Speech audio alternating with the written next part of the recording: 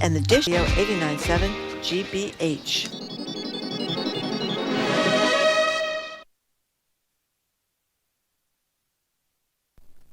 Live from NPR News in Washington, I'm Nora Rahm. The United States is ready to have talks with Russia about a future nuclear arms-controlled framework without preconditions. But White House National Security Advisor Jake Sullivan says the U.S. is taking some countermeasures in response to the Kremlin's decision to suspend the talks. For example, the United States will continue to notify Russia in advance of ballistic missile launches and major strategic exercises in line with pre-existing nuclear agreements. But yesterday, we adopted lawful, proportionate, and reversible countermeasures in response to Russia's violations of New START, including suspending our day-to-day notifications to Russia that are a part of the treaty. Sullivan spoke today at the annual meeting of the Arms Control Association in Washington. He said it is in neither country's interest to open the competition in strategic nuclear forces. President Biden's signature is now all that's needed to keep the nation from defaulting on its debts. NPR's Giles Snyder reports the Senate gave the debt ceiling bill final approval late last night. The Senate voted 63-36 to pass the deal worked out between President Biden and House Speaker Kevin McCarthy. But before taking that final vote, senators worked through a series of amendments, rejecting each of them before voting to send the bill to President Biden. Biden says he'll sign it as soon as possible, with days to spare before Monday's deadline. NPR's Giles Snyder. President Biden will speak to the nation at 7 p.m. Eastern Time about the legislation, which he calls a big win for the American people. The Labor Department reported this morning employers added 339,000 more jobs last month, far more than many economists had expected. But the unemployment rate rose in May from 3.4 to 3.7%. Concerns about air quality are growing in parts of the U.S. because of wildfires burning in New Jersey and Canada. NPR's Kristen Wright reports health officials are issuing warnings. Smoke from vast wildfires in Nova Scotia is traveling far and prompting air quality alerts in parts of the northeastern U.S. and mid-Atlantic. The warnings began early in the week and then multiplied when a big forest fire sparked in New Jersey midweek. Mark Chenard with the National Weather Service says many places are in a code orange. So it's generally unhealthy for sensitive groups. So that includes people suffering from asthma, heart disease, or other lung diseases, and the elderly. In the Midwest, environmental officials have also issued air quality warnings, not from the fires, but rather elevated ground levels of ozone. Kristen Wright, NPR News, Washington. At last check on Wall Street, the Dow Jones Industrial Average was up 485 points. The S&P was up 47 points. This is NPR News from Washington. Good morning. With the latest from the GBH Newsroom, I'm Henry Santoro. Members of the Longshoremen's Union in New Bedford returned to work yesterday to unload an offshore wind turbine for Vineyard Wind. Followed a 6-day labor dispute. Local union president Kevin Rose says the work for his members wasn't living up to the jobs that Vineyard Wind promised them. We were promised certain things for the community and the community. And from what I was noticing, nothing was being done. So I had to take drastic measures to get their attention. Vineyard Wind has a labor agreement with the Building Trades Council, but that deal does not include the longshoremen. Rose says they'll be trained to operate gear, which would mean better pay. MBTA riders will be coping with more upcoming service disruptions due to ongoing track repairs. Shuttle buses will replace evening weekday Red Line service between JFK, UMass, and North Quincy stations this coming week. These and other Red Line disruptions are expected for the duration of the month, so please check the latest schedules. The Kingston, Middleborough, and Greenbush commuter rail lines will also see shuttle buses replace evening weekday trains between South Station and Braintree.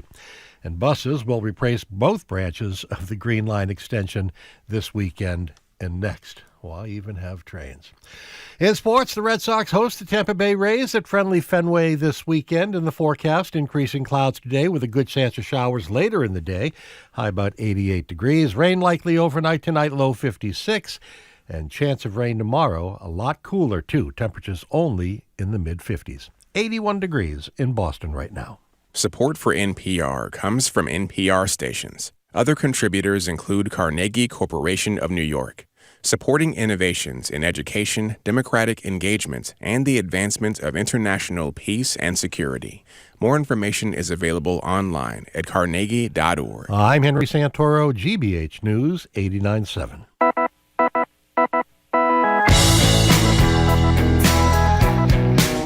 Jim Browdy, I am Marjorie Egan. You're listening to Boston Public Radio 89.7 GBH. We are broadcasting live Support for as we do every Friday. What was that? I don't know. From the Boston Public Library. We're here on Tuesdays as well, and we are streaming at youtube.com/GBH News and facebook.com/GBH News. Who's going to be here on Tuesday? We're back in the library. Guster, a fantastic band ahead of a show with the Boston Pops. By the way, they're locally born at Tufts University. They were here a couple of years ago. And if I had to rate the musical performances, the top 10 we've ever had at the library, Guster. They were great. They were spectacular. But they'll be here Tuesday. We got a great one today. So last night, great music today. Yes. Oh, yeah. Kendall Square Orchestra are spectacular. We heard them rehearsing. They'll be playing in the 1 o'clock hour and for a very good cause. So last night, 14-year-old Dev Shah beat out 229 other contestants to take home the top prize at the 2023 Scripps National Spelling Bee. Here's some sound of his great moment of victory. PSAMMOPHILE.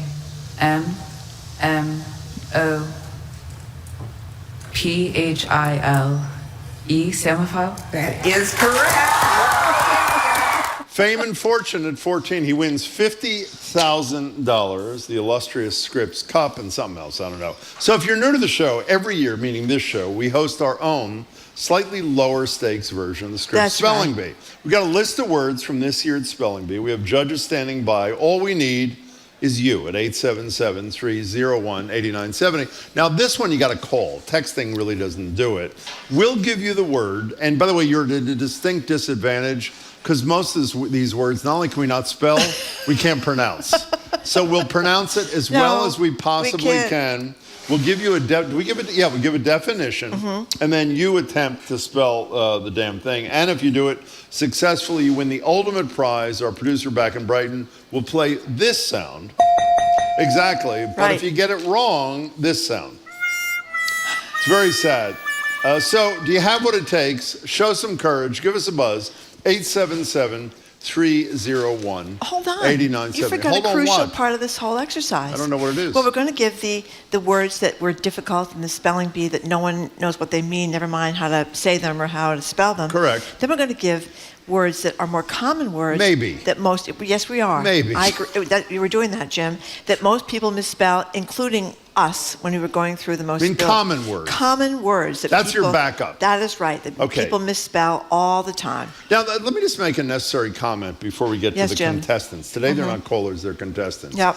One of the things about this spelling thing is I assume you would agree, there's a lot of sadism in this thing. These are really young kids. There was a kid who was 11 years old. People loved her. She was eliminated in the first round, but they loved her. She was great. But you know, this kid, you don't become the winner the first time usually. No, it's his you third go through time, several years. So yeah, this is his second or third time. But it's like high stakes torture, by the way. Well, listen, this kid has been doing these spelling bees since he was 7 years old. Obviously, he's into it, and he finally prevailed after years of trying. So I don't know. I mean, why not? Better than sitting on your cell phone all day long. Do you remember who Jacob Williamson is? No, I don't. Okay, this is why not. In 2014, little Jacob Williamson had a word that he was confident he knew how to spell. Here it is. Kabaragoya. Kabaragoya. I know it. I totally know it. Okay. Kabaragoya. Cabaragoya. Kabaragoya. What? Kabaragoya is spelled Kabaragoya. Now, you don't think that is sadism? Here's this little kid saying, I know it. I totally know it. I think and he didn't know it. And the kid is totally broken. Before, he didn't count his chickens. He counted his caraboya, if I remember correctly. Yeah. By the way, do you have any idea what caraboya? I have absolutely no idea. Now let's talk about one more second, then we're going to get to the contestants. That's the other thing. Beyond the fact that it is totally sadistic, What is the value of knowing how to spell a word that no one will ever use in a sentence and no one ever heard of except these kids? I have no idea. I suppose to fine. impress your friends at cocktail parties, something like that. There are some people who like to write these really big words. I always thought it was a good idea, this drunken white advice from 100 years ago, to just say it in the shortest words in the most direct way no possible. highfalutin kind of thing. No, so By the way, I can you will do be me talking one about favor? my caraboy, go, whatever it is. Okay, let me ask you one favor. What? Every year you and I do this, and every year, which really I don't like, you apologize to the contestants before you even read the word. Say we know nobody knows it. Can we say that? We know we can't pronounce it, so you don't need to apologize to anybody. Just give them the damn word, give them the definition, and if they get it, they get it. Our coworkers just gave us a picture of the Cabaragoya, an Asian monitor lizard. Of course and it I is. think there's a lot of days during the week where you'd be talking about Asian monitor lizards. You would be. And that's why it's good to know they're called Pararagoya, whatever they are, Whatever it and is. how to spell them. So 877-301-8097 is the way you can call us to take our spelling quiz. Let's start with Nancy in Rhode Island. Hi, Nancy. Hi, guys. How nervous are you? I'm a huge fan. I'm all ready for the high-stakes torture. Well, Okay. by the way, we'll decide if you're ready for the high stakes contest. right. What are you going to give Nancy? We're ready. You ready, Nancy? Now I'm going to pronounce this. I'm going to pronounce this phonetically, and I don't know if this is correct. Go ahead. Omphalokepsis. Oh, that's really helpful. It is from ancient Greek. Yep. It combines omphalos, Yep. meaning navel, with skepsis, which means to examine, more commonly expressed as the act of navel gazing, which we can all agree that we do a lot of omphalokepsising every day. Ing. Okay, so the word is omphalokepsis. Give Go it a ahead, try. Nancy. Do it. Oh, sure. Here we go. OOMPHLYCOSIS. Can I tell you Nice something? try. No, I want to compliment Nancy. Nancy, you actually got 2 letters right in that word. That was really impressive. Okay, all right, Oh, Nancy. my God. It is actually spelled O-O? O-M. O-M, no double O. P-H-A-L-O-S-K-E-P-S-I-S. But you want to do a common word? See how you No, do with this? before we get to that, are you sorry you called, Nancy? Yes or no? Absolutely not. Okay. That's a good attitude. She's a good sport. Give her a word. Okay, here's a more common. This is a more common word that most of us misspell, including Jim and I when we did this morning. Yeah. Sergeant. S-A-R-G-E-A-N-T. That's just No, exactly. wait a second. She was wrong. What do you mean, ding, ding, ding? She got it wrong. Sergeant Oh, is it's S-E-R. Yeah, well, Nancy, that's too late. I'm sorry. Nice try. Our judges over here don't know what they're doing either. You know, There you can I go. tell you, this is a disaster. Nancy, you were fabulous. Thank you. So we don't know how to spell the words. The judges don't know how to spell the words. Well, maybe you got it wrong, Jimmy. You looked it up. No, Is I that know. correct? By the way, Nancy, right after the ding, ding, ding was wrong, Yep. she corrected herself. She corrected and she got herself. it right. That's right. So It's she a gets tricky a half one. a point. We all mispronounce or misspell sergeant. Okay, let's move to Luke in the car. Hi, Luke. Hey, Luke, what's your deal? Going. How you I'm here. feeling? How you feeling?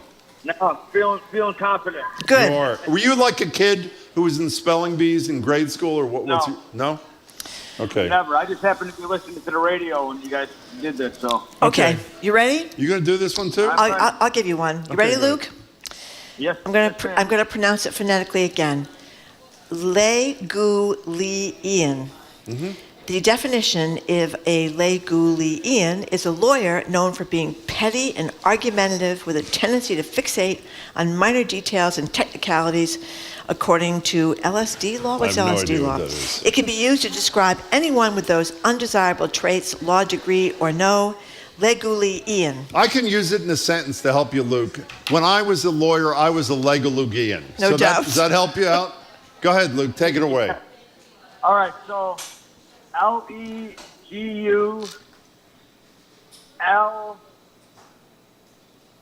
Legulian. I definitely didn't. Well, Oh, you were great. doing pretty well. That You was were doing pretty well. incredible. It is in fact Legulian. Legulian. But you were close. Okay, we got another word for you. We have like almost a normal word for you. How about, actually, this is the first one you suggested, Marjorie. Okay. Can you spell, Luke, can you spell accommodate? Go ahead. Accommodate. Accommodate.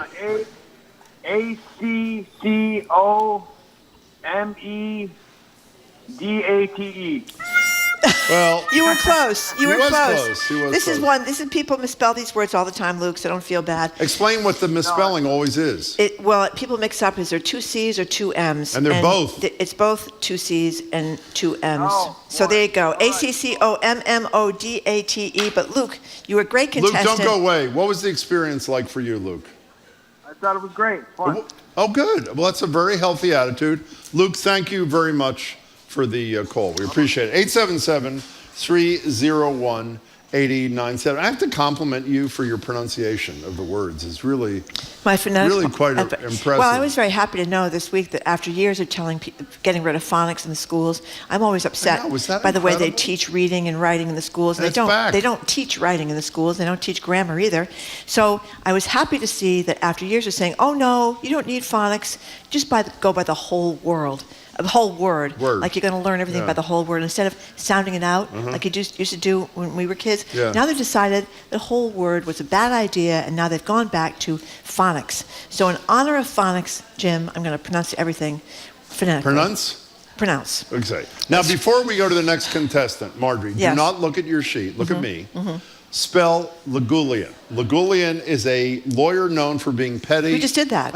I know. I'm not asking the caller. Okay. I'm asking you. Legulian. Legulian. Ding, ding, ding. Very Because nice. I just read it like Well, 3 so times, what? Jim. Who cares? There you go. Thank you. Two people applauded. That was really kind of you. Thank you. for your support. Okay, let's go to Meredith in Framingham. Hi, Meredith. Do you mind if I do a word for one of these? Go ahead, Jim. I feel like I'm not even part Go of this, ahead. Marjorie. Okay. Meredith, I'm going to give you a word. How are you, by the way? I'm good, thank you. You are? Do you watch I am. the Scripps Spelling Bee, or what's your deal? No, No, you don't. but I always thought I was a good speller when I was a kid. Well, I think you're going to prove whether you are or not. Now, I will do what Marjorie's done, which is I will attempt to do this phonetically. You ready for the word? Ready? Erewhonian. Erewhonian. Erewhonian is suggestive of the utopia described in the book Erewhon. Do you know what that is? Nope. Neither do I. Whose people dealt with disease as a crime and destroyed machinery. I have no idea what any of that means. Erewhonian, Meredith and Framingham, good luck to you. Take it away. Okay, Erewhonian. Right.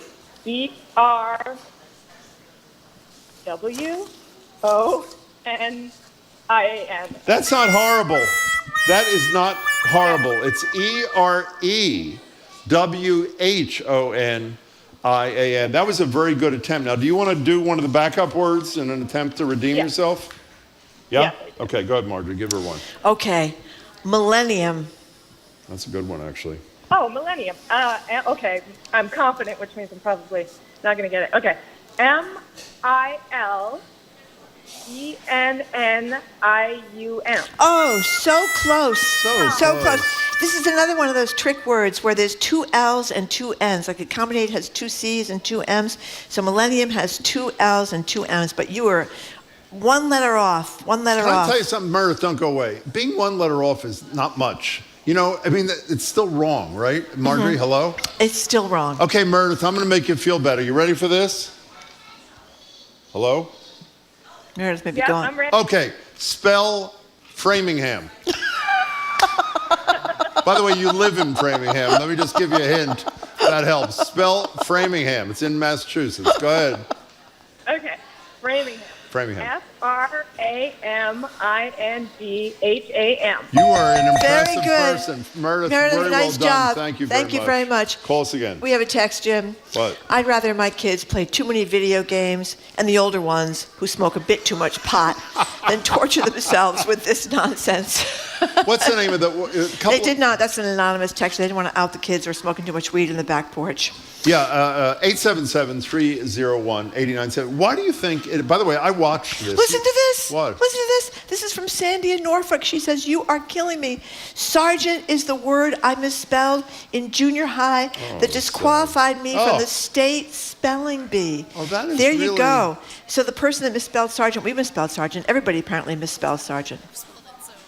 There you go. Zoe just said she's 29 and she misspelled it. She misspelled it I'm too, so- 109 and I misspelled it. Can I tell you something else? What? The point that I'm trying to make about sadism. What is the point, Jim? When I played that little kid, Jacob Williamson, read that woman's text again about Sergeant and how she's still agonizing. What is it, 30 years later? Or Yep, what is she it? said, Sergeant is the word I misspelled in junior high that disqualified me from the state spelling She's still bee. thinking about it. She's still in treatment and What's her therapy, name? What's getting her over name? it. Her name is Sandy in Norfolk. Sandy, do me a favor in Norfolk. Re-text us and tell us whether or not you're still in agony about that moment in junior high school. You know the number, 877-301-8970. Jay in a car. Not one contestant has gotten the prime word right. Jay, are you up to the task? Oh, man, am I. Oh, well, that's a good attitude. Okay, now we're going to divert for a minute from the sheet from the other night because Sheila in Lowell has sent us the losing word in the District of Columbia in an earlier round. It was a whole different word then with ordinary kids who like to read. So we'll see if you get this one right. This is an easier word. Fidgety. Okay. Oh, that's too easy. Yes. Go ahead, Jay. I'm sorry, I shouldn't have said that. F-I-D-G-E-T-Y. That is correct. Well, wait a Fidgety, second. Don't give Jay the ding, F-I-D-G-E-T-Y. ding, ding. That's not fair. Well, it's an easier word because it was fidgety? also in the early round of the spelling bee. Jay's very proud of himself. We shouldn't be. I also got aerobonium right. What's you got that? what? You got what?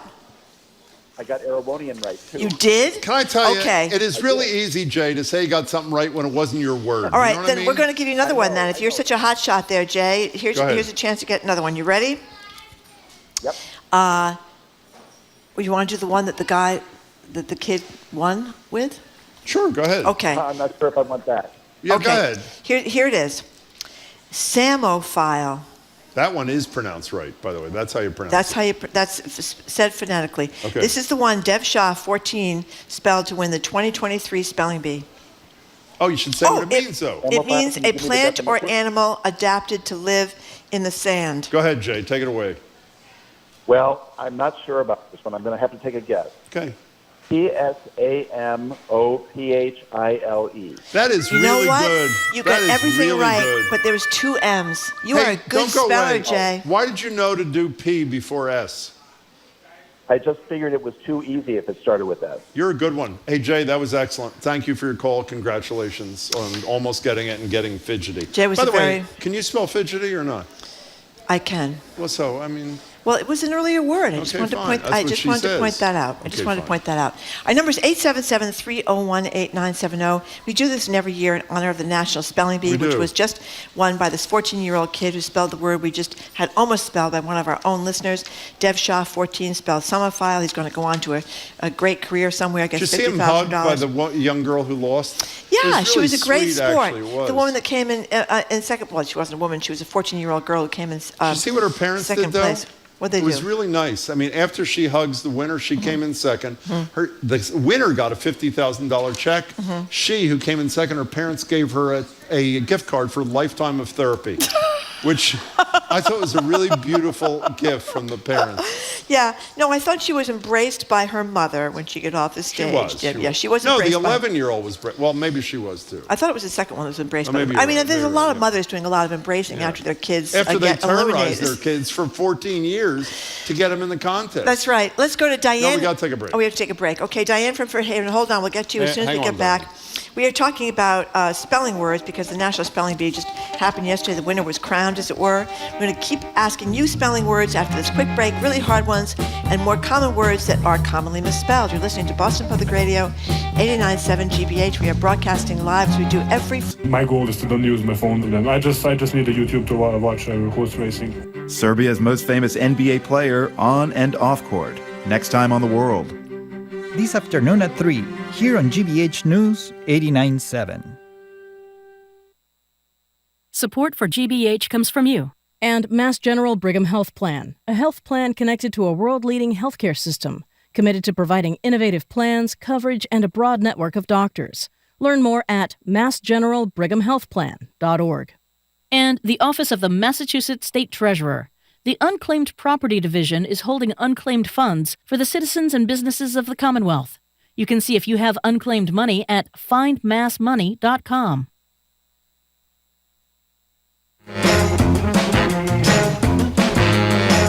Welcome back to Boston Public Radio. Jim Browdy and Marjorie Egan. We're streaming at youtube.com/GBH News and facebook.com/GBH News. As we've said, Tuesday, joining us for Live Music Tuesday is Guster, a band that formed out of Tufts and is just went on to huge national presence, and they are great. They're playing with the Pops, so they'll be with us on Tuesday. We hope you are too. You're listening to our annual Postscript Spelling Bee. We have a list of words from the actual competition, their definitions, and then you call in and attempt to get the word right, which nobody yet so far has done. Is that correct? Listen to this What's that? from Rebecca in Reading. What'd you say? My dad is 65 years old. He is still haunted by the time at a spelling bee. Exactly. He spelled February February. What's wrong with that? But was disqualified for not saying capital F. Well, that's not sadistic. That was sadistic. It is really Rebecca's sadistic. father is 65, and after 50 years of therapy, Jim, he's still not worked it out. Were you ever in a spelling bee when you were a kid or not? I don't know. I don't remember. I think I was. I was mostly practicing piano all the time. That's what I had to do. I had to practice the piano all the time. 877-301-8970. Diane from Fairhaven, thank you for calling. Wait a second. So Sandy from Norfolk, excuse me 1 second, Diane. Sandy from Norfolk, who I asked to write back in about that junior high trauma, the misspelling of sergeant. That was 53 years ago. Your show triggered a childhood memory that I will now need to talk to my therapist about. I'm telling you, these things stay with you your whole life. Stephen from South Yarmouth wants to know if we can do the spelling bee by text, which he spells Teckst. That's pretty good. No, you can't, Stephen. Hi, Diane. Sorry. Nice to talk to you. How are you? Good, thanks. I won a spelling bee in junior high 50 years ago. So, whoa, that's pretty good. The brain doesn't work. The brain doesn't work like it used to 50 years ago. So, you know what we should do? Let's depart from the words from the spelling bee and include a word we learned yesterday from James Bennett II. Okay. The word means counterclockwise, contrary direction. What's the word, Marjorie? The word is widdershins. Widdershins, counterclockwise. Counterclockwise or contrary direction. I never heard that word in my life until yesterday. Okay, Diane. You ready? Go for it. Can I ask you to repeat it, please? You're allowed to ask that. Widdershins. Widdershins. All right. WHITHCHINS. Well, can I say, wait a second. Let's be nice to Diane because we love her. Diane, you got the W right. After that, nothing. But you did get the W right. Everything went to heck in a handbasket. Okay, now here you go. We're going to give you. No, we're going to spell it correctly for Diane. So oh, yeah. She knows. WIDDERSHINS. Again, yes. we never heard of it. And here's a word you've heard of, and let's see if you can spell. This is a commonly misspelled word. The word is bellwether.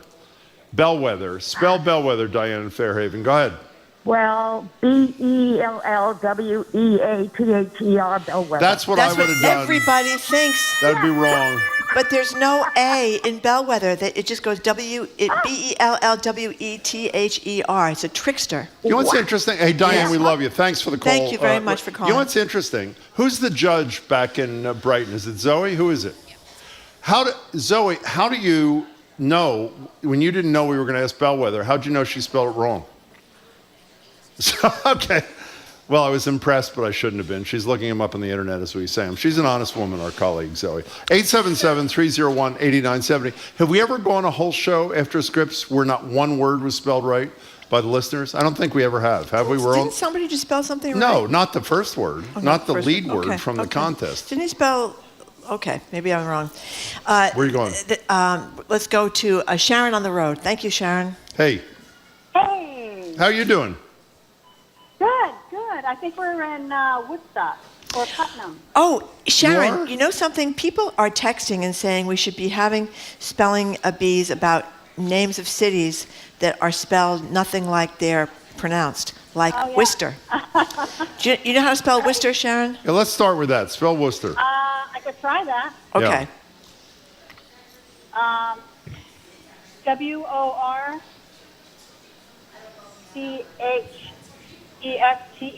That was, let me tell you Very something, close. Sharon. Let me be really nice. That was humiliating for you, by the way. Let's do, on that notion. There's no H in Worcester. Okay, let's do Gloucester while we're on Massachusetts cities. Go ahead, Sharon. Go ahead. GLOCESTOR. Oh, my God. This is... Don't give Sharon a hard time. Wait a second, Sharon. No more. None of your family is listening, I hope. Are they? I hope nobody that I know is. Okay, give her a common. Waving his hand. What's that? My husband's raising his hand. Oh, he's raising his hand. Does he want to spell a word? He's listening. Can he hear us? He's listening. Okay. Yeah. Can he hear us? Yes, you're on speaker. Hey, what's the husband's name, Sharon? Gary? Gary, spell Haverhill.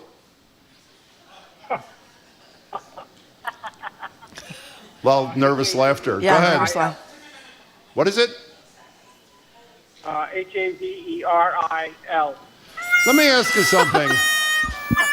What state do the two of you live in? I mean, really, what is the deal? We're from New Paltz. From where? New Paltz. Oh, like in New York? Oh, okay. Okay. Well, In Hudson Valley. okay. So you have an I excuse. love the Hudson Valley. Haverhill That's great. is pronounced Haverhill, but it's spelled like Haverhill. Yeah. And Gloucester, I guess you'd say. Those are British. Sharon and Gary, we'd give you another word, but I think there's enough trouble in the family already. So I think we should just say it's a pleasure to talk to you. New Paltz is a beautiful place, and thanks for checking in. 877-301-8970. Do you see Nancy says the hardest word to spell is your last name? Well, a lot of people misspell my last name. Yeah, people call you Brody. I know. Mr. Brody, like on Jaws. Yeah. Sheriff Brody. Yeah. Remember Well, him? also there was Brody in what was that great thing with Claire Danes and? That's right. That's right. Homeland. Thank you, John. Homeland. Let's go to David in Brighton. This disaster continues with David in Brighton. How are you, David? Hey guys, pretty good. Okay, we're going to give you, I shouldn't say this because that's going to make you nervous, but I'm going to give you what I consider to be the easiest word from the Scripps spelling bee list we have. Are you prepared for that? Bring it on. I fancy myself a good speller. Okay, well, I do too, and I couldn't spell any of these, so whatever. The word is quirkin, and it means to cause to gasp, G-A-S-P. Quirkin, to cause to gasp. Go ahead, David in Brighton. Take it away. All right, Quirkin. Quirken. Well, that's also Almost. really close. Wait, give it another try. Let's not even tell them what it is. We'll give you a hint. You are really close. You are one letter off. Try it again. Quirkin. Quirkin. Quirken. That's a good guess. That's another good guess. It's Querken. Quirkin. Okay, we're There going to give you another word that is commonly used and commonly misspelled. Here's your chance. And David, again, I'm going to play Marjorie Egan. Both of us spelled this wrong this morning. We did. Supersede. How do you spell supersede, David in Brighton? All right. Supercede. That's exactly how we spelled it. And all three of us are wrong. Well, she just got the buzzer. Maybe we're wrong. And Wait, was Joey's right. that a yes or no back in Brighton? Oh, there wow, are two spellings. Whoa. Oh, that makes David, me feel you so were much rescued. better. I want you to know Zoe just told us that while the classic spelling is S-U-P-E-R-S-E-D-E, Zoe, who is the ultimate judge here, says the variation C-E-D-E is acceptable. So congratulations, David from Brighton. Can we hear it for David from Brighton, please? Thank you. Thank God for that. David, thank you for the call. Okay, We have time for one more. Last one. Okay, let us go to Deborah in Jamaica Plain. Hey, Deborah. Thanks for calling. Hey, how are y'all doing? Well, We're very better good. than the callers, very anyway. good.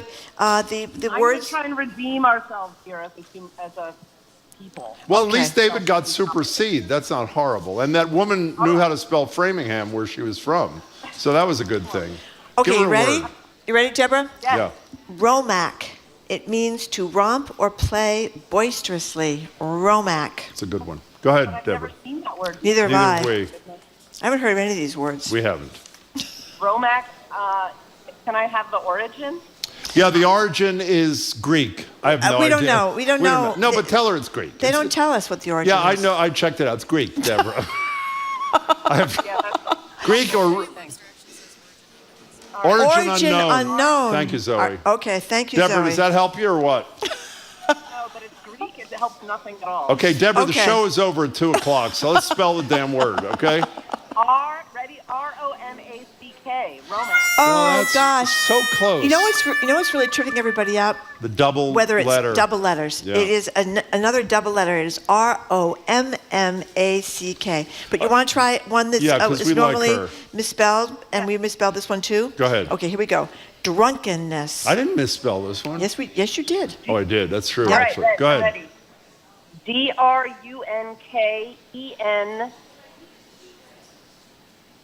NESS. You Yes! got it! Woo! Woo, that's exactly so right. exciting. Yeah, most That's people only do unbelievable. one N at the end. And keep this in mind next time you've had too many cocktails. Drunkenness has two N's at the end. Deborah, that was great. Deborah, that Thank was great. you. Can we play, before we leave here, Yep. we rarely play sound twice. We rarely play it twice. But for those who think that this is a fun exercise, these Mm-hmm. spelling bees for words that no one has ever heard and no one will ever use in their lifetime, let's hear one more time from, this is 9 years ago, little Jacob Williamson, who is scarred for life. Scarred for life. After he is given a word. It's a tragedy. And you'll hear he is very confident and he is wrong in his He's wrong. confidence. Here's little Jacob Williamson 9 years ago. Kabaragoya. Kabaragoya. I know it. I know it. I totally know it. That's what you think. Okay. Kabaragoya. This is painful. Horrible. Cabaragoya. Kabaragoya. Oh. What? Oh, that is horrible. Kabaragoya is spelled Kabaragoya. Can I say one thing before we Yeah. leave this? These judges in this Scripps thing are sadists. I mean, think you the just see question the is, joy Jim, in this guy's voice. Why have you wanted to play this so many times? I think that would be the question. That's a very interesting- You clearly are into this whole Yeah. thing, and I think you should discuss that with your therapist. Can I tell you one more thing? I need have several. known you for almost 30 years. Mhm. You were as Legulian as anybody I've ever met. I meant to say that to you since I met you 3 Okay, Jim. decades ago, but you are one Thank you very Legulian much. woman. You know what you are? No. A real rollmaker. That's what you Thank are. you. I really appreciate it. Okay. We are done. We are done. Yes, with that, thank you very much, Thank everybody, God for being for such a that. good sport. You were. So after a quick break, comedian Jamie Loftus just wrote the definitive and very funny Pretty book on funny the book. It's ultimate great. summer food, hot dogs. Jim has eaten thousands of them. I have. She's got a book release event tomorrow night at Somerville Arts at the Armory, but she's here at Boston Public Library right now with us. She's going to be with us for a quick break to tell us everything you ever want to know about hot dogs, plus sex on the Wienermobile. She's next. You're listening to Boston Public Radio, 89.7 GBH.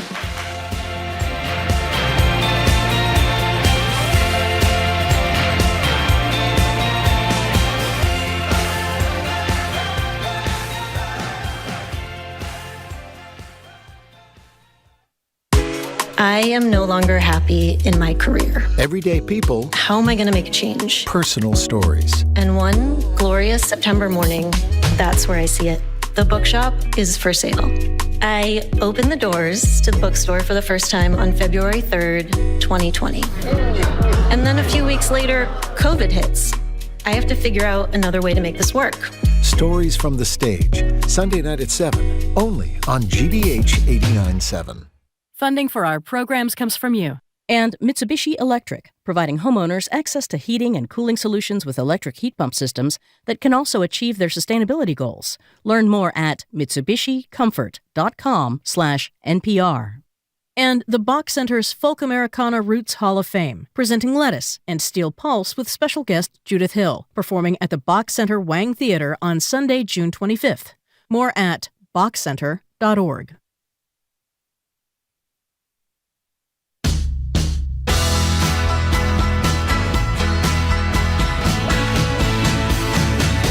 Welcome back to Boston Public Radio. Jim Browdy and Marge Regan. We're live at the library, streaming at youtube.com/GBH News and facebook.com/GBH News.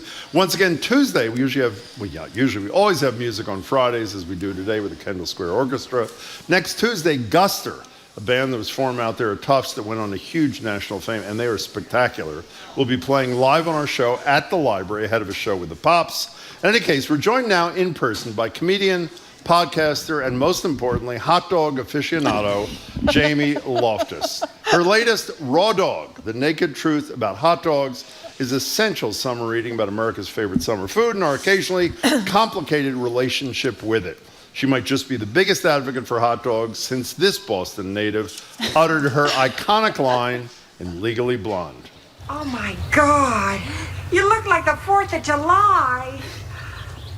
It makes me want a hot dog real bad. That, of course, will be the great Jennifer Coolidge. Jamie's also going to be speaking at her book release show. That's tomorrow night at 7 at Somerville's Arts at the Armory. It's hosted by GBH's own and BPR alum, by the way, Tori Bedford, who's informed our staff that attendees may or may not get subjected to a hot dog eating contest at the end. Jamie, your book is great. It's great to meet you. Thanks so much for being here. Oh, thanks for having me. Thank you very much for coming in. So, Jamie, I guess we'd start with the obvious question. Yes. Why the hot dog? There's very little written about hot dogs, which is crazy to me. Everyone is either has like a very close relationship with hot dogs, or they think they're gross, and there's very little written about it. And so all I could find before I started working on this book was very pro hot dog agenda or the vegan lobby, and nothing in between. So I was excited to kind of look at the pros and cons of hot dogs. So you stepped into the breach. Yes. Now I want to know, I read where you ate a lot of boiled hot dogs when you were a kid. A lot of us ate boiled hot dogs when you were a kid. I just wondered, did you take the skin off the boiled hot dogs, or did you eat them with the skin on? We ate it with the skin on. Yeah, that was always a little creepy to me. It's a little disturbing, and I feel like it is very, the more people I've talked to, it's like my dad boiled hot dogs for us, and it was sort of like a dad's trying to cook kind of food. And so a lot of people have memories of their parent that wasn't good at cooking, being like, that was the hot dog parent. Hot dog, exactly. Did you peel your hot dogs when you were a kid? Yes, I did. Skin is the best part of the damn hot dog. No, I didn't like it. I peeled off the Jello too. Okay, I didn't like the Jello, the skin forming on top of the Jello. So Jamie Loftus, if I may, I want to There's a difference. You see, you like the skin. He likes the skin. I don't like the skin. Well, we're going to talk later about the best cooked hot dog is one that explodes. Jim has, and the only way it explodes, right? Am I right about this? Yeah. When the skin explodes. Okay, fine. Jim has a very passionate relationship with it. Maybe in your next book, Hot Dogs too. Well, can I tell you what I used to do? I can't believe it's not in your damn book, especially since you're a friend of Tori's. When I was in college at the University of Pennsylvania, what did I used to do maybe once every 2 months at midnight from Philadelphia? Go ahead, guess. Oh, I don't know. Well, guess. Come on, you're the hot dog He'd drive expert. somewhere. What did you would drive somewhere? Where would I drive? Would you be sober? Yes, well, I would. At least one of us who was driving would be. Go ahead. Okay. I don't know where you would drive. We would drive from the University of Pennsylvania in West Philadelphia to 43rd and Broadway. What used to be at 43rd and Broadway? Oh, I don't know. Nathan's Hot Dogs. Oh, okay. You get 2 hot dogs and an order of fries. You get back in the car and drive back to Philadelphia. I didn't know that there was a Nathan's just outside there was. of Times Square. I love in Philly, I like the fish cake hot dog. There's so much going on with the fish cake hot dog. It's just like a well-cooked hot dog and then just a fish cake flopped on top of it. No, I'm from Philadelphia. Yeah. That is true? Yeah, it's in Fishtown. That is disgusting. You might like that. I didn't know that they wrapped a piece of bologna around the hot dogs in Baltimore and deep fry it. Yeah, I felt like I couldn't eat for 4 days after that. That's good for you though, don't you think? It really takes a while to get through your body. Okay, so Marjorie and I decided the following. It's a mutual discussion. We were going to spend 2 minutes, which you examine in your book, in the spirit of honesty, the underside of this. Yes. We know that animals, the pigs, are treated horribly. Yes. We know the workers are treated horribly. We should all be boycotting hot dogs. Are any of us boycotting hot dogs, yes or no? Very few people. No, we are not. Yeah. So we will allow you maybe 40 seconds to say whatever you feel, because I'm sure you're guilt-ridden, about the underside of hot dog production, and then we're moving on to the joys of the hot dog. Okay, good. I feel like there's room for both. Okay, so the underside of the hot dog, in my book, I talk a lot about how specifically during the pandemic years, how the meatpacking has always been one of the most dangerous jobs in the U.S. to have, and because of the sort of presidential decree that meatpacking had to remain open during COVID, it became the most dangerous job in the country. And so there have been protesters, including at the Nathan's Hot Dog Contest last year. There was a protester who crossed in front of Joey Chestnut with a sign that said, "Take down the Smithfield Death Star," which is a reference. God. It was pretty impressive and a great place to do it. Trump administration at the time. So there's definitely a lot of going back to the jungle. That's sort of the last piece of writing that had any meaningful effect on the meatpacking industry. Sinclair, what's his name? Lewis. Lewis, thank you. Upton Sinclair. Upton Sinclair, thank you. Got you. Who is Sinclair Lewis? We got one word right. Who is he? Do you not Somebody spell else? Frankfurter, by the way? It's Frankfurter. Ding, ding, ding. Thank you very much. Oh, I got the ding. Exciting. So can you give us a minute on, that was good, and we've all covered ourselves about the underside of this. Everyone should feel horrible, and they'll keep Where'd the hot dog come from? What's the genesis of the hot dog, which most of us consider to be an American food, but you tell us actually is not? It's a combination. It's a combination of the food traditions from Germany, from Greece, from Poland, and from Austria. And so there's a lot of like fun stories about where the hot dog came from. They're like, oh, there was a guy at a baseball game holding a sausage that was like, this is too hot, better get a bun. Just like kind of weird origin stories. But it basically was just like over a period of time, there were so many immigrants coming to the U.S. from those countries during the Depression and during the World Wars, and so it just became a popular cheap food. Yeah, I think you described it as garbage repurposed as mass appeal food. That was very appealing. It's appealing to me. I thought, okay, we have to get to one of the most fascinating things of this whole. Let me tell you, I know it. Trust me, this is about sex in the Wienermobile. Well, Am it's I about right sex about in the that? Wienermobile. But it's also, if any college kids are listening and they haven't got themselves lined up a job for next year, or the parents of college kids, that I think the applications are closed for this year because the Wienermobile is out there, and apparently it's been renamed horribly. The Which is Frank ridiculous. Mobile. It feels wrong. It's wrong. Yeah. It's wrong. But I want to know about the young men and women that have taken to the roads in the Oscar Mayer Wienermobile. Yeah. What are they doing? Why do they do it? And what are they doing in the back seat? They're braver than the troops, the Wienermobile drivers. Absolutely. It took me a while to sort of warm up to Wienermobile drivers. So they're all basically right out of college. It's a year-long job of just driving around in the Wienermobile. There's a very cult-like initiation. You go to Wisconsin for 2 weeks and they teach you how to park it. I think is the most important part. But they also basically do, there's like 12 Wienermobile drivers, 6 Wienermobiles, and they basically put you into like an arranged marriage with another Wienermobile driver, and then you're just with them nonstop for 6 months. And oh so my God. It's so wild, and it ends with them either hating each other or like getting married. So I was like, once I got to know them a little, I was like, our people have to be like, you don't want to take a black light to this Wienermobile. No, you don't. Probably. You don't. You don't. Oh my God. By the way, how many people here have ever?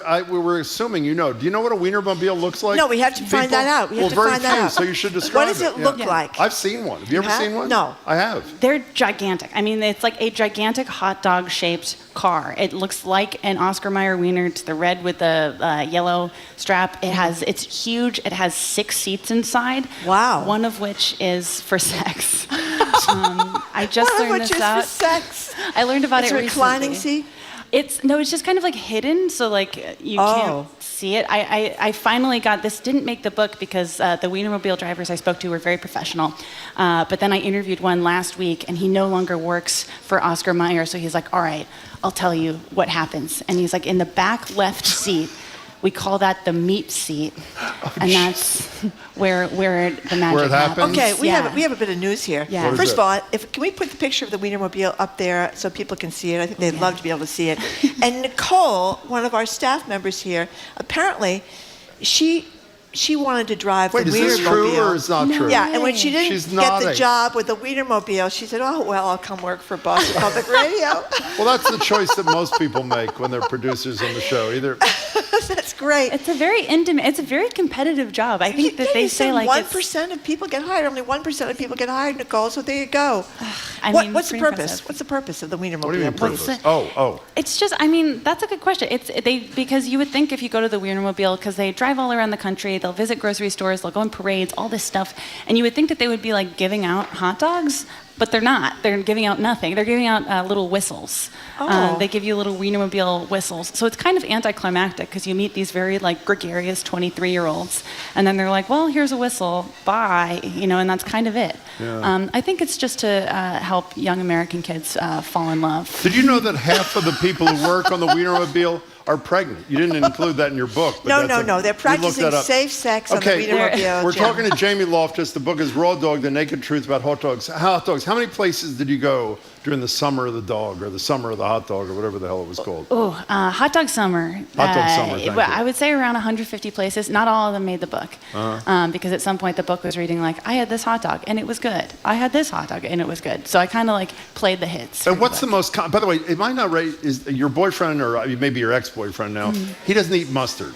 He doesn't eat mustard. I really don't. I mean, so what are the most common add-ons and what are the most common add-ons? Well, I mean, I feel like it's the classics. You got mustard, you got relish, you have ketchup, which is controversial in certain regions, and I really got like kind of reamed for my ketchup opinions. And then, I mean, onions, chili, if depending on where you are in the country. Chili's big, isn't it? Chili, especially like on the eastern seaboard. On the west, not so much.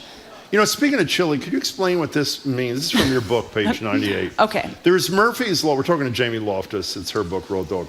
There is a Murphy's Law of hot dogging. If there are two hot dogs that eat within an hour of each other, they'll both be covered in gut-ravaging chili that starts to leak out of your skin if you get too close to your own reflection in a gas station bathroom mirror. Did that happen to you? Yeah, there's a lot of body horror elements to eating 5 hot dogs a day. Yeah, I bet. It's pretty gnarly. That I remember specifically was going between D.C. and Baltimore. I had 2 of the most brutal hot dogs of my life, both very good at Ben's Chili Bowl, which is like a lot of chili, really goopy. And then I went straight up to Baltimore to get the bologna wrapped hot dog, and I felt like I was on the verge of death, just like all the blood at the surface of your skin. Yeah, I guess that's a lot of hot dogs to be eating because you were eating them every day practically. Yeah, we only had so much time.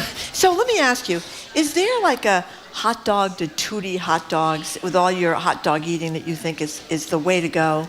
Ooh, I mean, it depends. It's so different by region, and it depends on who you are. I mean, like, if you go to Chicago, if you say you want ketchup on your hot dog, they can, like, legally break your arm. Oh, God. But other places, I mean, I like a classic. I like a hot dog split and grilled. I like the bun toasted, so it can actually, you need infrastructure, or you just get, like, gluten in your hand. And I like ketchup, mustard, relish. I like to keep it simple. No onions.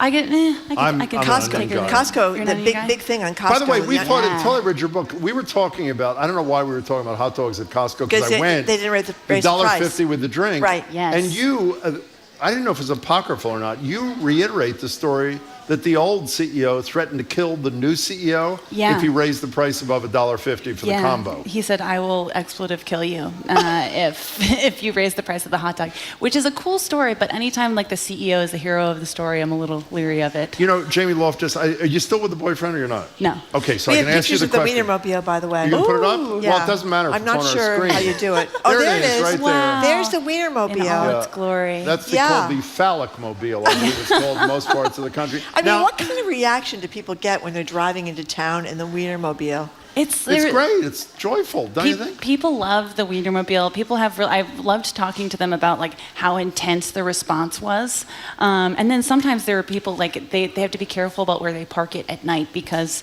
people will try to scale the Wienermobile. Drunk people love to climb on top of it and punch it and get in fights with it. So since you're no longer with the boyfriend, I feel comfortable asking you this question. Mm-hmm. You write a lot about Joey Chestnut, who we've discussed about 1,000 times. Did you and Joey Chestnut do the Wienermobile, or did you? I don't know how to ask that any other way. I think that's a really tasteful way of putting it. You're turning red, by the way. Look, in my dreams, sure, but like I've never actually met him. I don't know that he actually wants to meet me at this point. Can you explain who he is for the 3 people who are uninformed? Who is Joey Chestnut? So if you live under a rock, Joey Chestnut is the hot dog eating champion of the world. Summer 2021, I saw him hit his record, 76 hot dogs in 10 minutes. 76 hot dogs. Coney Island. Diabolical, very scary to watch a man almost explode, but also very exciting. And yeah, I went in like not a fan of hot dog eating, and then I left being like, I could fix him, you know, I could just give me 10 minutes with this guy. I could really turn his life around. Well, here's one of the things that's kind of surprising. By the way, what is he surprising. eating, like 112 in 8 minutes? What's his thing? 76 and 10 76. is the world record. By the way, you may not know, I don't know, I only read 2/3 of your book. I didn't get to finish it. You don't write about the International Federation of Competitive Eating, do you? It's like referenced in the competitive eating chapters, but this is the great website if you go to it. Yeah. Where it has every kind of food from chopped liver to oysters to hot dogs, and what the record eating is for that particular. It's great. Now I never saw Joey Chestnut in person, but every 4th of July when I was a newspaper reporter, I would get sent over to East Boston to cover the hot dog or sausage. Right? Well, they varied it. Sometimes it was sausage, that. sometimes it was hot dogs, sometimes it was pies, and it would always be like 90 degrees and like 90% humidity. Crazy Legs Conti, he was a big guy over at the one in East Boston. We had him on the show.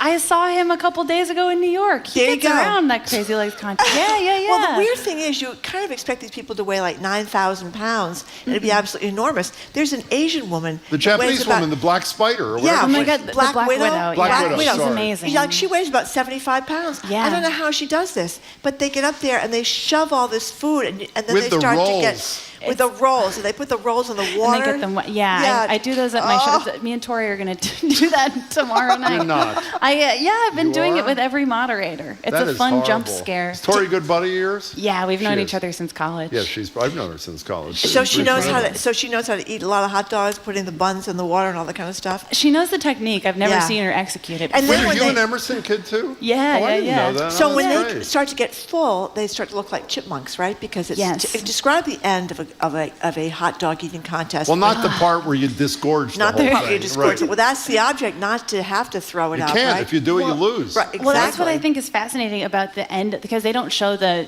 after press conference of the hot dog eating contest, but I was there, and they make Joey Chestnut, after he eats 76 hot dogs, they make him stay on stage for like 10 minutes and answer questions, I think to prove that he doesn't throw up right Yeah. away. And so That's he's great. just like His standing there mother's really so proud. stiff. So And they're before you- slowing down, and so you can tell how painful it's becoming for them. Disgusting. Yeah. I mean, you want to you're sick to your stomach just watching them, to tell you the truth. But then Okay. it's also exciting. So Jamie exciting. Loftus, It's at the end of the show, we're going to talk to people about all their hot dog preferences, Amazing. and perversions, and whatever it is. I am of the opinion that Hebrew National Yeah. and Pearl are the best hot dogs because they explode, like I said to you before, Yes. if you grill them. What's at the top of your list? Oh, my favorite hot dog in the country is a place called Rutt's Hut in Clifton, New Jersey. Why is that? Because they do this make called the Ripper, where they put it in a deep fryer for like 4 seconds, and it just explodes. Oh, my It's God. incredible. It costs like $3. It's on the side of the highway. It's just like the greatest thing in the world. That sounds pretty incredible. What's on your shirt? Oh, this is one of my favorite LA hot dog places, Tail of the Pup. It's a hot dog shaped hot dog Nice stand. shirt. Yeah. Okay. So if we can hook you up with Joey Chestnut, you'll Oh, please give them my Okay, information. okay. Yeah. She's going to give them fix your them. contact Yeah, I'm info. gonna fix By the way, them. the book is really, it's great. It's really terrific. A travel log and Yeah, about the hot dog. congratulations. It's really terrific. And are you still doing these podcasts? Oh, yeah. Give a shout out to your advertise your podcast. We only have a few seconds left, but tell us what your podcasts are. Yeah, I have a series of like deep dive podcasts. I did a show called My Year in Mensa, where I joined Mensa for a year, and they bullied me in a right-wing Facebook group. I have a show called Lolita Podcast that's about the cultural history of the book and the movies. I have ACCast, which is about all the Kathy comics and sort of making an argument that Kathy is our greatest cartoonist of our time. She's Oh, my wonderful. gosh. And then I have Ghost Church, which is about American spiritualists in Central Florida. God, you are a busy woman. Thank you very It's great much. to meet you, Jamie Congratulations. Loftus. Thank you so much. Congratulations. Your book is absolutely terrific. We've been Oh, speaking thank with you so Jamie much. Loftus. She's comedian, podcaster, and now author of Raw Dog, The Naked Truth About Hot Dogs, wherever books are sold. For information on her book release show, tomorrow night in Somerville, go to arts@thearmory.org. Up next, our media maven, Sue O'Connell. You're listening to Boston Public Radio, 89.7 GBH. We are broadcasting live from the Boston Public Library.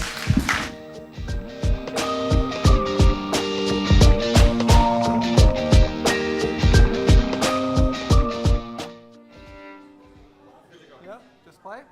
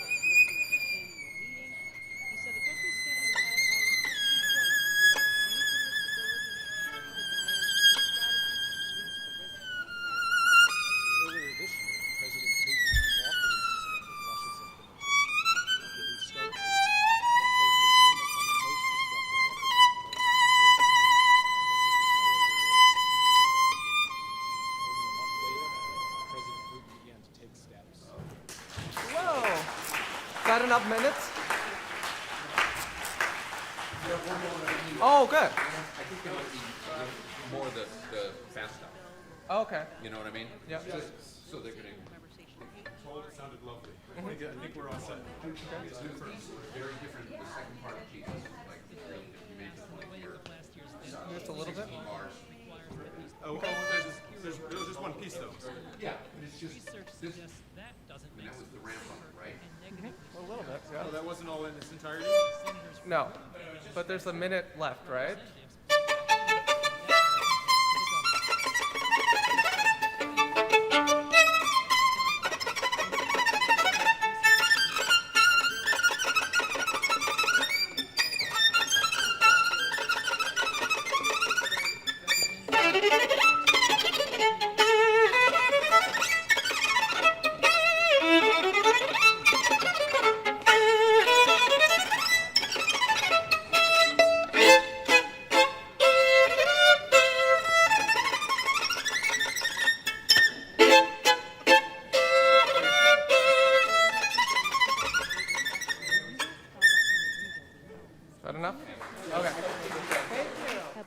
With demand. When you don't build these units, the price for everybody goes up because there's less supply in the market and thus more competition for housing. So we need to put more supply into the system. The bill would expand and strengthen the low-income housing tax credit in the hopes that private industry will start building again. It currently has bipartisan support in both the House and Senate.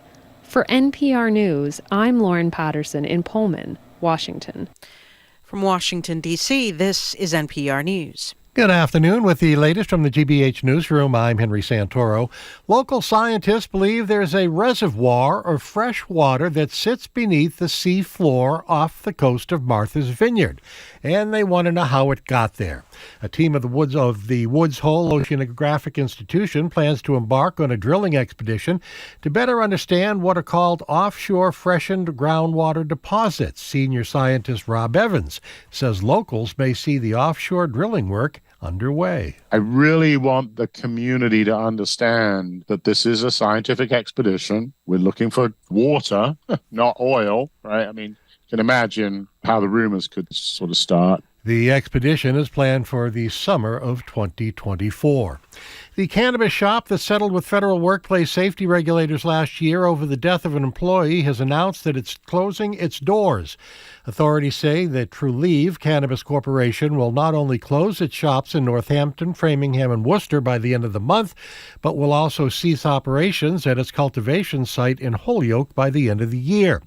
According to OSHA, the worker who died, 27-year-old Lana McMurray, rolled joints at its growing and processing facility in Holyoke and told workers that she couldn't breathe. Then she collapsed. Her death was attributed to occupational asthma due to exposure to ground cannabis.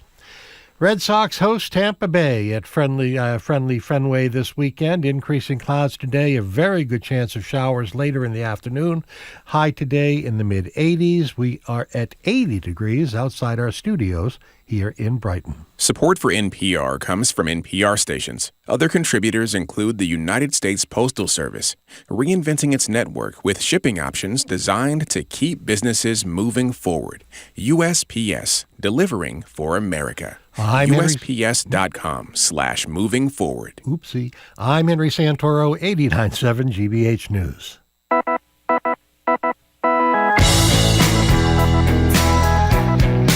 Welcome back to Boston Public Radio. We are broadcasting live as we do every Tuesday and every Friday from the Boston Public Library. We are streaming at youtube.com/GBH News and facebook.com/GBH News. The great band Guster is going to be with us on Tuesday right here at the Boston Public Library. They are ahead spectacular. of a show with the Boston Pops, but we got some spectacular music. Did you hear Adrian Anantawan just playing the violin? Unbelievable. That was not even human. No, it was really spectacular. So the Kendall Square Orchestra is going to play for a wonderful cause, and we're going to hear them play and talk about the cause a little bit later in the 1 o'clock hour. Really don't miss it. They are really talented people, and as I say, for a wonderful cause. Speaking of fairly wonderful people, we're now joined on Zoom by the woman, as you know, the Boston Globe proclaimed was a local woman, which she is, and our very own media maven, Sue O'Connell. The local woman is the co-publisher of Bay Windows and the South End News, political analyst for NECN and NBC 10 Boston. And did you see this? This featured portrait of her at City Hall for their Portraits of Pride. Boy, are you having a couple of weeks. Hi, Sue. I got to tell you, Jim, one of my dog park friends, Max, texted me and said, dude, enough already. Yeah, attacked by a coyote all over the news, and now you're in Portraits of Pride. That's a beautiful picture, actually. Thank you. Yeah, the photographer is amazing, and the whole thing is amazing. But I was at the event last night at City Hall Plaza, and it's so great to be back together again, to see people I haven't seen in 4 years, and they all want to talk about the coyote. By the way, can we put that photo up that's at City Hall for Portraits of Pride, Sue's picture? There it is. So, great photo. it's a great picture. Great. You look very serious there, Sue. Very serious. There's a different version at the plaza. They've got different stuff floating out, but there's 23. Judge Margaret Marshall is featured. Irene Monroe. Irene Monroe. Yep. It's really a great. I'm thrilled, obviously, to be included, but it's also a multi-generational, allies, everyone included, and it really is a great thrill for me. And I suggest folks go look at it because it really gives you some chills. So, Sue O'Connell, where are we with Pride? I mean, this is Pride Month. What's today, June 2nd? It is. So we're on our second day. I mean, there's great news and there's awful news. So what's your vision for Pride Month 2023? You mean from like sort of a political standpoint and where we are in the world and in the States and all that? Well, yeah. I mean, on the one hand, we have one of our colleagues, Hannah Reel, did this great piece about small towns embracing Pride observances, Topsfield, Boxford, Revere, Wenham, Hamilton, Swampscott, all over the place. And yet, obviously, we have a crackdown across the country on LGBTQ rights, on trans kids. So it's a mixed bag, to say the least. Yeah. I mean, we're definitely in a spot, and also the pandemic plays a role. And here in Boston and Massachusetts, having a new Pride Committee after the former Pride Committee disbanded, and coming out of the pandemic adds this entirely new experience to it. At Bay Windows, we have the LGBTQ guide to New England Pride. We've got more Pride listings than we ever have had, because to your point, there's more prides that are happening, from just flag raisings or cookouts to readings and events all across the region, all across Massachusetts.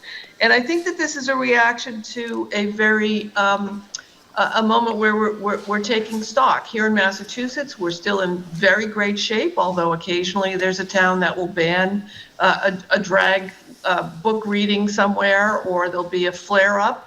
On the other hand, our rights are pretty secure here in Massachusetts. Coming out of the pandemic, many folks went to their own towns and their own cities and their own regions within the state to build their own prides, because there wasn't a pride for the pandemic, and then the Pride Committee, the last Pride Committee disbanded. So they're able to do this sort of grassroots celebration.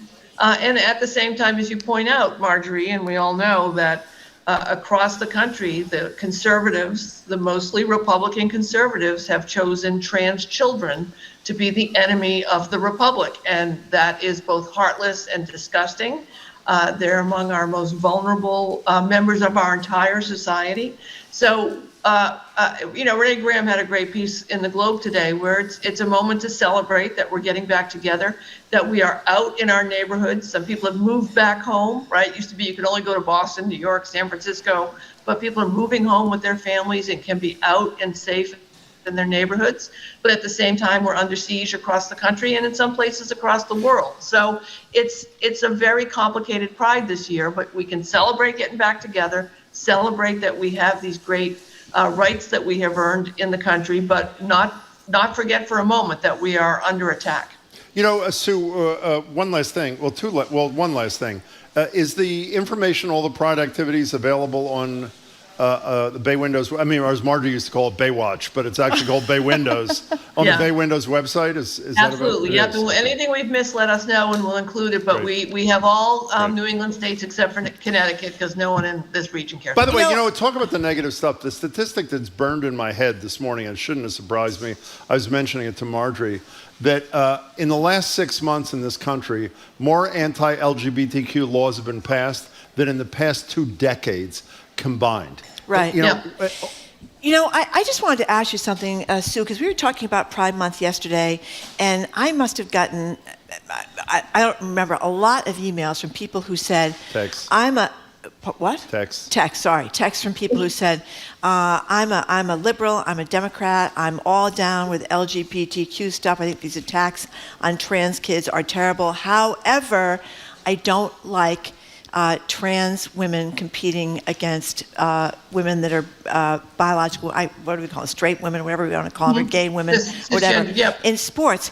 And it underscored this thing that the New York Times was reporting on, that this trans athletes thing, even though it's very tiny numbers of people, have opened a door for people who are otherwise down with the program to say, except for this.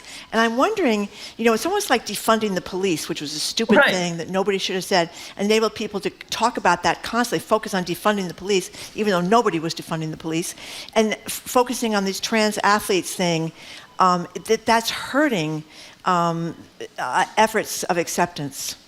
Well, I would make the argument, Marjorie, that it's again, as you underscored, that it is a small number of people. And of course, if you're one of the people who gets impacted by it, it doesn't matter that it's a small number of people. So being really clear about that the conservatives have really twisted this argument to make it seem like, third graders are being impacted by it, which they're not. And I would say it's a valid conversation to have. And we should be centering the voices of the people who are participating in that, trans athletes, female athletes, and scientists and doctors and anyone that we can bring into this conversation, and have them have the conversation to figure out what the way forward is. Many women I talk to, cisgender women who compete, are welcoming and are happy to have anybody who wants to join the sport, join the sport. Some elite athletes obviously are not happy about it for various reasons, but we're not hearing from the people who are actually participating in it. We've got all these critics who have not cared a bit about female athletes, don't care about women's sports, don't care about equity in women's sports, and only care about it right now because it's become a political hot button for them. So if we can center the trans athletes, if we can center the discussions of who's competing and who's not, and listen, there's a whole movement out there saying, why don't we just have people who are of the like skill level competing against each other? Why do we have a gender separation when it comes to this? I mean, there's reasons for that, I would argue, because we've never, as women, had our equal time in the sports world. But at the same time, why are kids competing under the age of 15? There's a whole way of talking about this that doesn't have to be about setting back protections for trans Americans simply because 10 athletes are competing in a way, and I'm making that number up, but it is a small number, competing in a way that people find to be unfair. And I also want to go back to the Massachusetts point and where we are. This Uganda situation, where Uganda has now signed in an even more extreme law against homosexuality. Being gay was already against the law, and now it's got this just extraordinary a law that even people like Senator Ted Cruz are criticizing. I want to remind people that there's a Massachusetts person who participated in getting this Uganda law passed. He ran for governor. His name is Scott Lively. Ran for governor. And he went to Uganda and he talked about how homosexuality was a disease, how it was spreading to children, and then he came back to Massachusetts and he ran for governor, and 100,000 Republicans in Massachusetts voted for him. He got 36, I think, % of the Republican vote in the primary against Charlie Baker. So, We are happy we're here, but we also have a number of people who we live among who think it's okay for Scott Lively to go to Uganda and begin this conversation about how gayness should be, homosexuality should be criminalized. And now this is where we are. Yeah, can I just say one thing? We don't have to resolve this today, but you and I have to resolve this, Marjorie, going forward. We have now spent 9 minutes talking about Pride. 7.5 of the minutes have been about the phony argument about trans athletes that is really all about Leah Thomas and almost nobody else, the Penn swimmer, and Uganda. So maybe in the future, during Pride Month, we should talk about the things to celebrate during Pride Month, just pointing rather out, than Jim, giving airtime to all of the people who've decided. But I think you're missing the point here. I'm not missing any point. That it's hurting a cause. I think it's hurting a cause, and based on. But I would disagree, Marjorie. I would disagree with that. You're not going to have anybody. None of us agree 100% with any cause that we agree with. And you can say, I don't think that anyone who I've talked to who has said to me, listen, I don't want trans women competing against women. None of them are saying that trans children should not get Exactly. In any case, so to celebrate, enough of this, to celebrate Pride, you see what I'm holding here? Sue O'Connell, can you see me or not? I can't see. It is a Pride bagel, courtesy of the Newsfeed Cafe. Thank you, our Newsfeed friends. Thank you. Everybody should go buy one, and it's pretty good. How do they make this? I don't know how they make it. I was asking over there if everybody knew how they make it. Yeah, I had one yesterday. Let me tell you, combining Pride and a bagel, does it get any better than that? I will tell you now. We're talking to Sue O'Connell, a local woman. So, Sue O'Connell, everyone has seen the pictures of President Biden falling on a stage. He says he tripped over a sandbag. He was outside for, I think, about 90 minutes, was he not? Shaking the hands of people getting their diplomas. Air Force graduation. It was warm weather, as I believe, and he spoke as well. So I don't know, but it's, what do you make of it? Let me say this about that, Marjorie. Let me say this about that. I have been, as you have, both of you, with presidential candidates who are over the age of 65 or 70. I have been with both of you. Yep. People who do things for a living, like run for president or are in showbiz or are in the media, are, I think, genetically vibrant people. And even with Donald Trump, I have been with him, I agree. following him around, and I was exhausted, and he was still fine. Elizabeth Warren running down the street. Yeah, she's unreal. She is unbelievable. Bernie Sanders, before and after the heart issue, in great shape.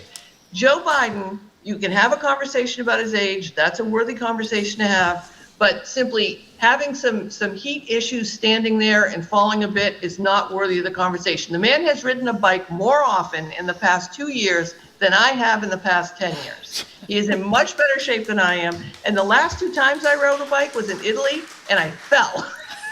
Both times. You know, we also, these stories about the Joe Biden falling point out, a lot of them do, that other people, like Jerry Ford, who was a college star athlete, played football, was lampooned relentlessly on Saturday Night Live about falling. Chevy Chase. Yeah, well, Chevy Chase, he made fun of them about having the Wasn't it swine flu vaccine? Yep. Every time Chevy Chase imitated Jerry Ford, he had this big needle sticking out through of his arm. suit jacket. Yeah, but I think he fell. I'm not sure where he fell, but he fell a lot. Air Force One. That's right. Air Force One.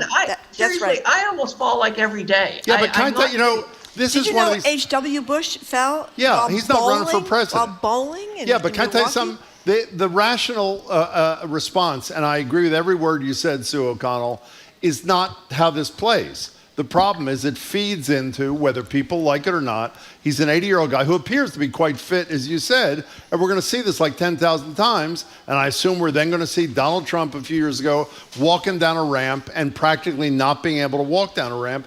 The age issues are legitimate issues. That's all it is. I'm not saying this is determinative, but it's at least a legitimate issue. By the way, he's speaking at 7:30 tonight on National Address about the deal. What's that? That she feels lucky to have her job since she fell down the stairs at Ryan Landry's Christmas show last Christmas. And how old is Zoe? Like 29. 29? Well, she shouldn't be working here either then. Now, one last thing. We often talk about, one last thing about this. We often talk about our interview with Donald Trump in New Hampshire, about him saying what his criteria for Supreme Court justices is. But I have to say, while that was a really good interview, your back hall interview, what did he say to you? I wish we had the sound. That is so great. What did Trump say to you? This is in the primary in 2016. This is in the primary, and I asked Donald Trump if we could expect more progress motion for LGBTQ people, and he said, yes, I think so. And of course, it then became a robocall that Senator Ted Cruz used, my voice waking up Southern Carolinians, asking him. My daughter, who doesn't care about where I worked, but George Stephanopoulos on ABC used it on his show, so suddenly it was a big deal. But yeah, he promised that there'd be forward motion on LGBTQ rights if he were president. Didn't he say for your people or some such thing? What did he? Well, you've got your thing. I've got my thing. Yeah, that was a good one. You've got your thing, Sue. We're talking to Sue O'Connell, local woman. So this is one of the most. There's always these. I'm never going to get over that. By the way, I can't either. That local woman reference in the Globe was classic. That I was legitimately upset about it also says a lot about me. Does indeed. So Sue O'Connell, this is just one of these outrageous stories. I mean, it is. Like every day, there's another outrageous story. This one, the National Eating Disorder Association, workers there wanted to unionize in May, and shortly thereafter, executives announced that they'd be ending the National Eating Disorders Association hotline and getting rid of the people that answered the phone to put in a chat bot, Tessa, that they would get on the phone instead when of they humans. Called instead of people. I mean, are you kidding me? Yeah, the problem with this AI, obviously the union issue is a huge issue, and a lot of companies are going, and they already do. They're just hoping that automated systems, and I sometimes say the word chat GTP or AI, I can feel people's eyes glazing over, but it's just automated systems that can replace workers in some ways. We all have them, we all use them on a regular basis. This AI that they're particularly using is predictive, right? So it's, and I'm sure Andy has talked at length about this, it predicts what it thinks you're going to say. So you're going to have situations where workers are going to want to unionize, or there should be more workers, and the companies decide that they can be not necessarily replaced, but you can live without them, or as many of them, if you have a bot that can answer, a chat bot, either as an email or the ones that pop up on your screen when you're doing something, or one that can give you phone automated responses. And in this case, it's also important to remember that the AI is us, right? We're the ones that have made all this information that the artificial intelligence is pulling from. And in this case, the AI chatbot gave information to people looking for eating disorder information that could be dangerous to them, and gave them advice, which to some person may not be dangerous, but telling someone to weigh yourself regularly, or count calories, or measure the fat on your body regularly. These are all things that are or could be harmful to someone who is struggling with an eating disorder. And so therefore there's no human there to moderate what information should be given. It's just the chatbot giving it. And this is the big challenge of AI, is the no one's going to be moderating it to the degree that we want. And also, can we trust it? And it's going to be a really difficult, I think, next 10 years for all of us trying to judge what information we're getting and if it's actually real. Well, the moral of the story, I think you're intimating it here, is we're not quite ready to replace humans. And in this, it may be just an inconvenience when you replace a human with a chatbot or some AI on a conveyor belt. Here, there could have been real damage on the human beings.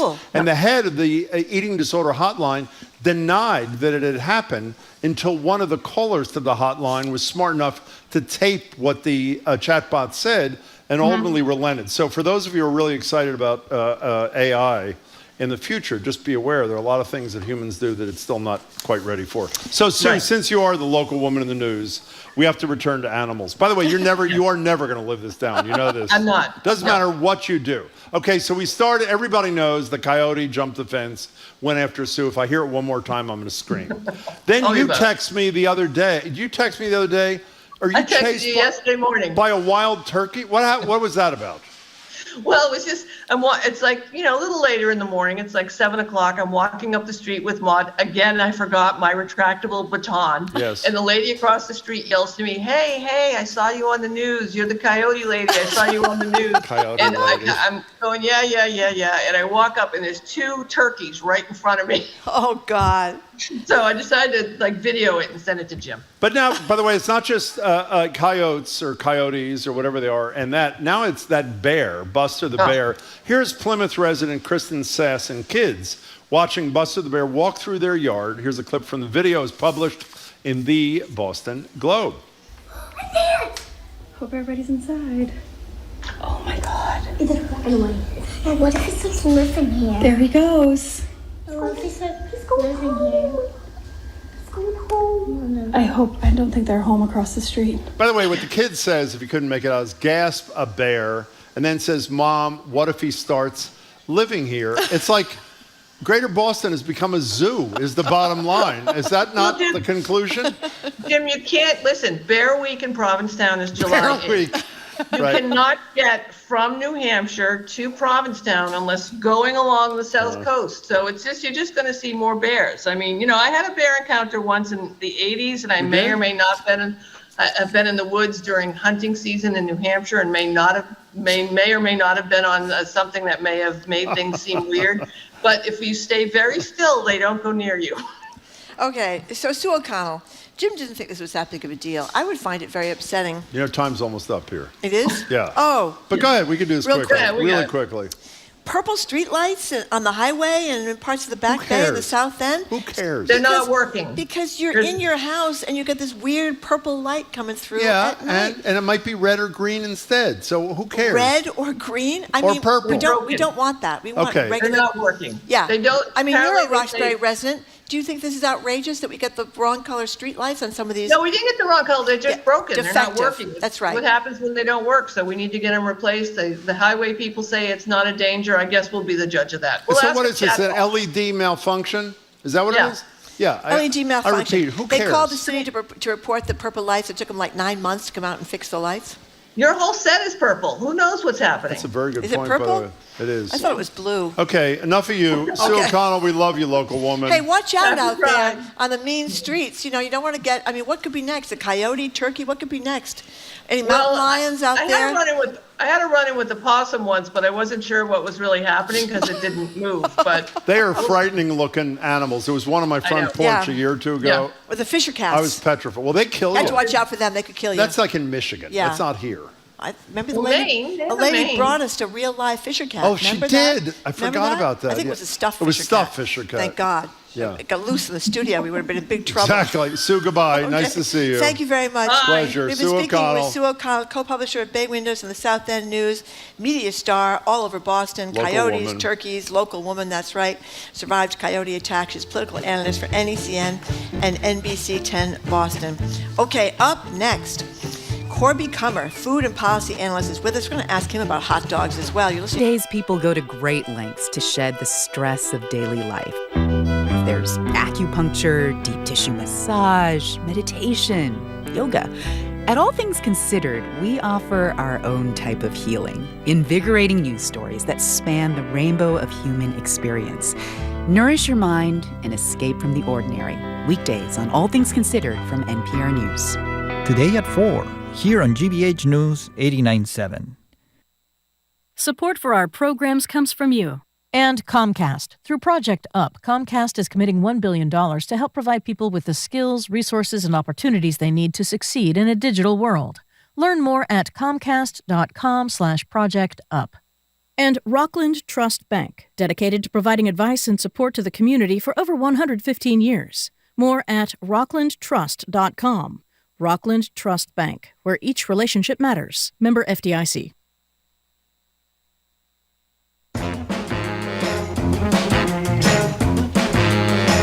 Welcome back to Boston Public Radio. Jim Brady and Marjorie. We're live at the Boston Public Library, streaming at youtube.com/GBH News and facebook.com/GBH News.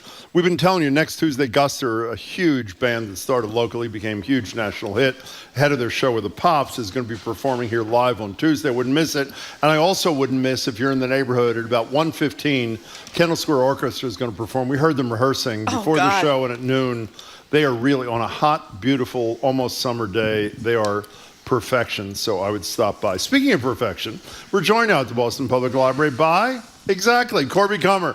Corby's the Executive Director of the Food and Society Policy Program at the Aspen Institute, Senior Editor at the Great Atlantic, and a Senior Lecturer at the Tuss Friedman School of Nutrition, Science, and Policy. Hello, Corby Kummer. Hello, Jim. Hello, Marjorie. Hello. Hello, Corby Kummer.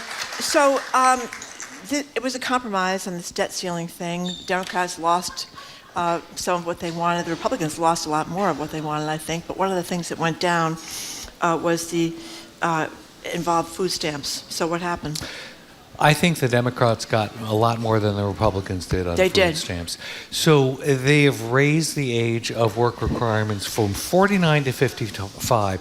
What does that mean? If you are an able-bodied adult without dependents, which unfortunately are not considered to be elder parents you're caregiving for, which can take up all of your time, you're required to work a minimum of, I can't remember how many hours, is it 80 hours? 80 hours a month. 80 hours a month, or you can only get 3 months worth of nutrition assistance in a several year period. So this is saying, no, you got to be older. You have to work between 49 and 55. But at the same time, that's not really going to throw maybe that many people off the rolls. And at the same time, they're exempting children coming out of foster care and transitioning back into other families, and also veterans and homeless people. They're not saying you have work requirements. And Medicaid recipients, too. And Medicaid Medicaid which is recipients. A huge group, yeah. So I think that actually the Democrats got more. I think we have to cross our fingers till the numbers start rolling in. But it wasn't nearly as bad as advocates feared. You know, the one thing, Marjorie's made this point repeatedly, and I'm not minimizing the expansion of the work requirement because I'm convinced, based on a lot of reading, it's unwise and unproductive. The paperwork. It's already up to, Congress already extended it to up to 50-year-olds. So it isn't, I think most of us, when we read these stories starting a few weeks ago, thought there was this newly imposed requirement.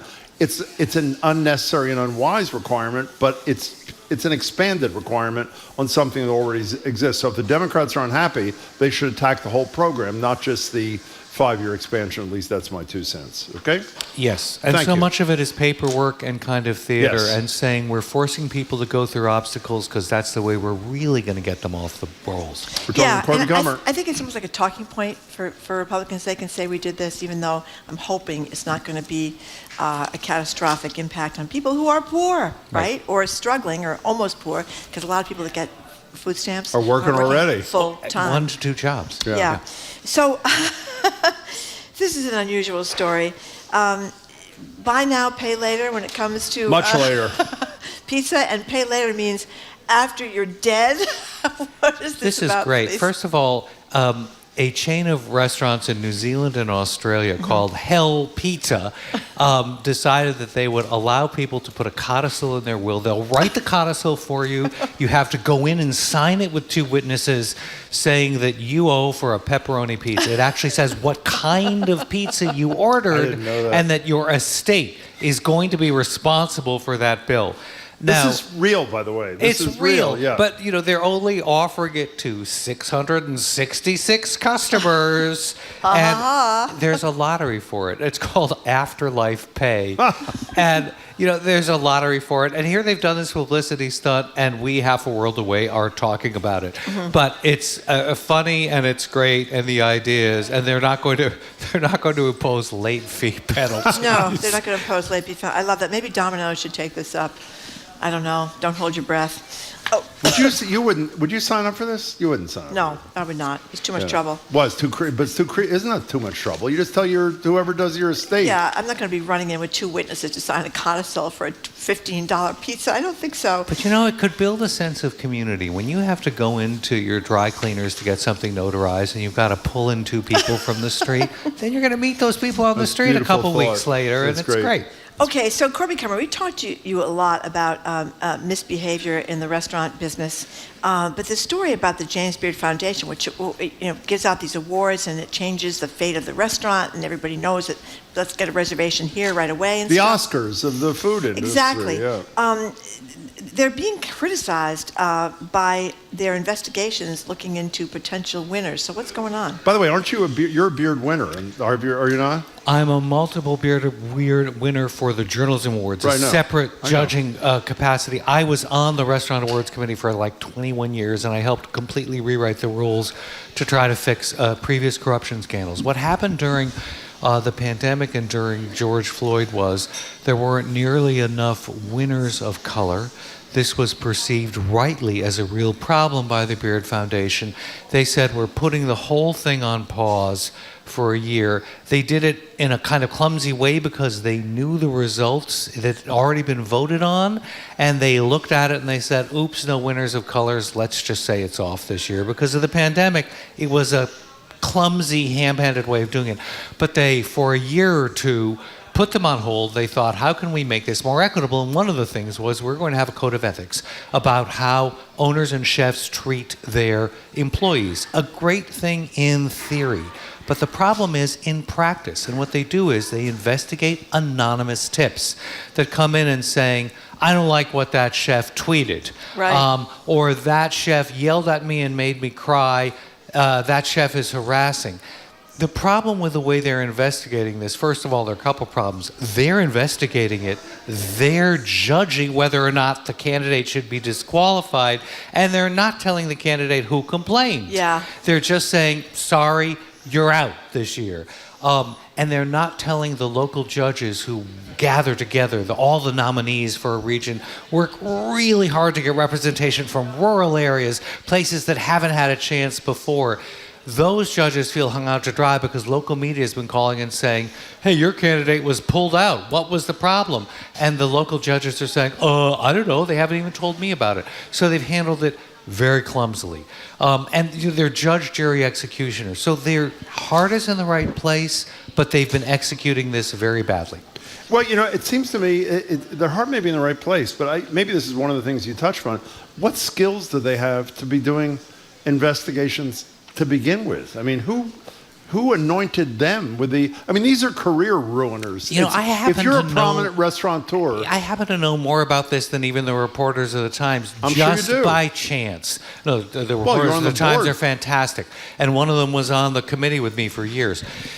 They have hired various equity-minded lawyers as independent investigators. They've got good people on their committee, but what they're not doing is being transparent to the chefs about who registered the complaint, being transparent to all of the judges on the Restaurant Awards Committee, hey, we are investigating your person.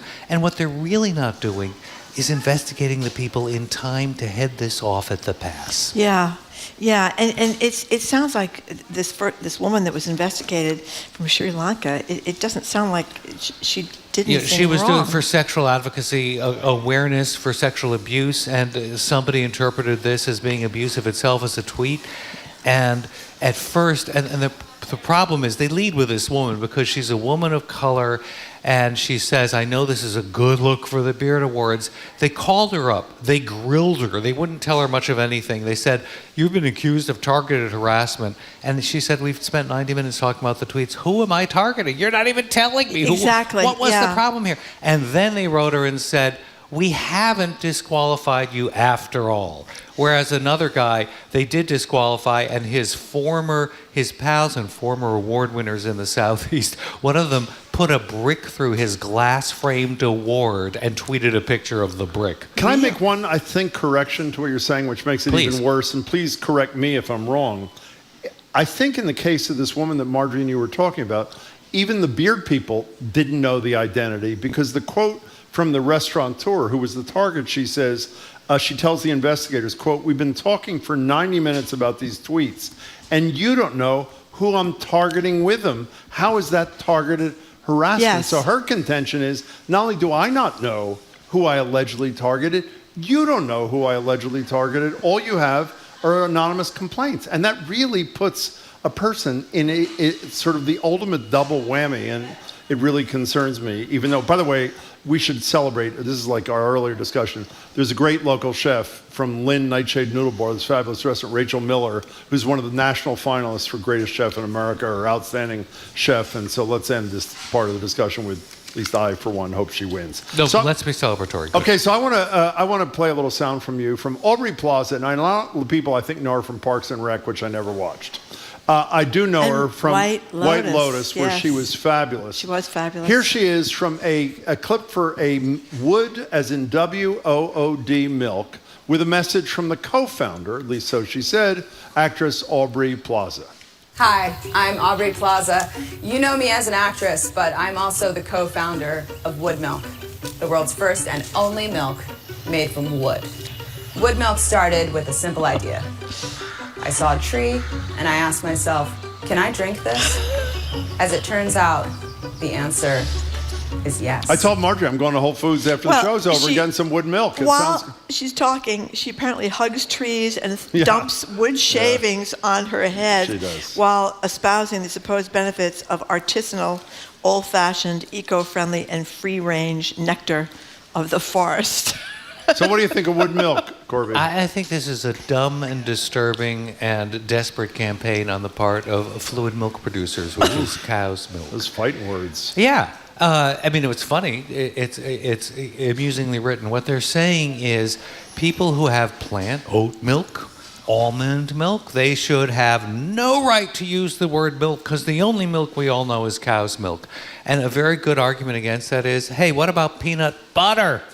You know, it says butter, but it's not got cream in it. That's an excellent point. Yeah, I mean, things have been called milk forever. Almond milk has been called almond milk, since long before food was industrialized. You can find 1600s Italian recipes for almond milk. So fluid milk is trying to say, I think their market has gone down 28% since the 1990s. Yeah. And the original Got Milk campaign with the mustache on it, a hugely successful and clever campaign to try to increase milk consumption. And what they're saying is, don't listen to all these wood meat people. But I'm also ready to go out and have wood milk. Milk pods, which grow against the street in Jamaica Plain. That's why, because they're milky, and you can make milk out of many different things. We should make clear, if it wasn't clear, that this ad is an attempt at sarcasm. There is no thing as wood, such as wood milk. There is but not. It's paid for, as Corby said, by the, what do you call it, the fluid? What's that called? It's not, I can't forget what it is. The regular milk industry. Fluid milk is what it's called. But even though your peanut butter thing is a very good point, it's sort of a legal argument, are you not, I think we had this discussion a couple of years ago, you and we, don't you think it's a little deceptive to call something that most of us grew up not thinking was milk? Like Marjorie drinks oat milk here at the Newsfeed Cafe with her coffee. But I would say for the uninitiated, they may think that is what they grew up thinking milk was. So why can't they call it something else? How about the good FDA proposed regulation, which is it has to have the name of what it contains right in front of the word milk. So almond milk, oat milk, when it's right there on the package and it doesn't say, milk, or, wood milk, when they find a way of making it, it's fine, just like peanut butter. I heard about that peanut butter thing. Yeah, it's new. Butter. It's a new thing. You might want to go out and buy some. So as long as the word's right in front of it, who's being deceived? Nobody. Okay, so let's move to meat, one of my favorite topics, bison meat. Now, I believe, even though I'm not sure, and I hope I didn't break any laws, I believe a number of years ago, I went to Savinor's, where you can get weird kinds of meat that you've probably never eaten, and I believe I got bison meat, and I believe, if I remember correctly, is it tasted like hamburger. It just has lower fat content. Am I right about it? Anything I said here? It has, it's got very delicate, very good flavor, and it's got less fat and saturated fat than... Okay, but there's also an environmental issue. Bring us up to speed on what appears to be a growing interest in the bison, not only as a source of food, meat, but also as an environmentally friendly animal, potentially. So there's lots of great things about bison. First of all, they were an endangered, and white colonialists who had mountains of buffalo skulls you can see on the internet that they were proud of, and just mountains like ash heaps. So they were on the verge of destroying these into extinction. Why are bison really good? Because they're usually free roaming, and they trample grass, and they trample after they graze. They trample the roots back in, they compact the soil, and they make more compost, and they make naturally part of regenerative agriculture. They are the definitions. Most cattle, as we know, are raised in huge, horrible industrialized feedlots. They don't free range. They aren't helping the land and helping rebuild the soil. So bison do. The best part of this, which I didn't know, is how I knew that they were very culturally important to Native Americans, but they're economically important to Native Americans. So there's been a 9% increase just over the past year in bison consumption and orders in, I guess, restaurants and food industry. This is terrific because big beneficiaries of that are the native tribes that are growing and selling this land. So it's generally a really good thing. Have you ever eaten bison meat? I certainly have. There was the old Julienne restaurant, which became several other things at the hotel that's now the Langham in Post Office Square. They would have bison fillets. I wish you could still get them, but they're delicate, they're round, they have a beautiful color, and they have much less fat than beef. They're tender. Let me hazard a guess that you've never had a bison I have burger. never had bison meat, no. I will probably never have bison meat, but that's okay. Because I'm not that big into hot dogs either, but I want to talk to you about hot dogs before. Let's please do. Because we had a very talented woman, Jamie Loftus, on, who's just written a book called The Raw Dog, The Naked Truth About Hot Dogs. And she goes into how horribly pigs are treated. She goes into how horribly food preparers are treated, the people that had to work shoulder to shoulder during the pandemic in the slaughterhouses. Exactly. She's conflicted, but she loves to eat hot dogs. So I want to know where you are on the wonders of the hot dog. Are you with Jim, or I'm pro hot dog. I'm if too it isn't obvious. grossed out now to eat them. Yeah, but are we talking about beef versus pork hot dogs, which I think we should? Because we didn't do that with her. We, of course, should have done real that. hot dogs are beef hot dogs. Exactly, and I was extolling the virtues of Hebrew National, which are all beef hot dogs. Yeah, Hebrew and National, at the same point, not a good look. I'm talking about pigs, which was inappropriate on my part. So go ahead, Corbin. Okay, so you can do both. us. You can do the beef hot dog and the pork hot dog. Go ahead. I think if you like a lot of salt and spices, you're a happy person if you're having a hot dog. I like sausage. It's full of flavor. It's got plenty of fat. You haven't had a hot dog juicy. in 30 years. Are you kidding me? Raise your right hand and say, I last ate a hot dog, and then fill in the blank.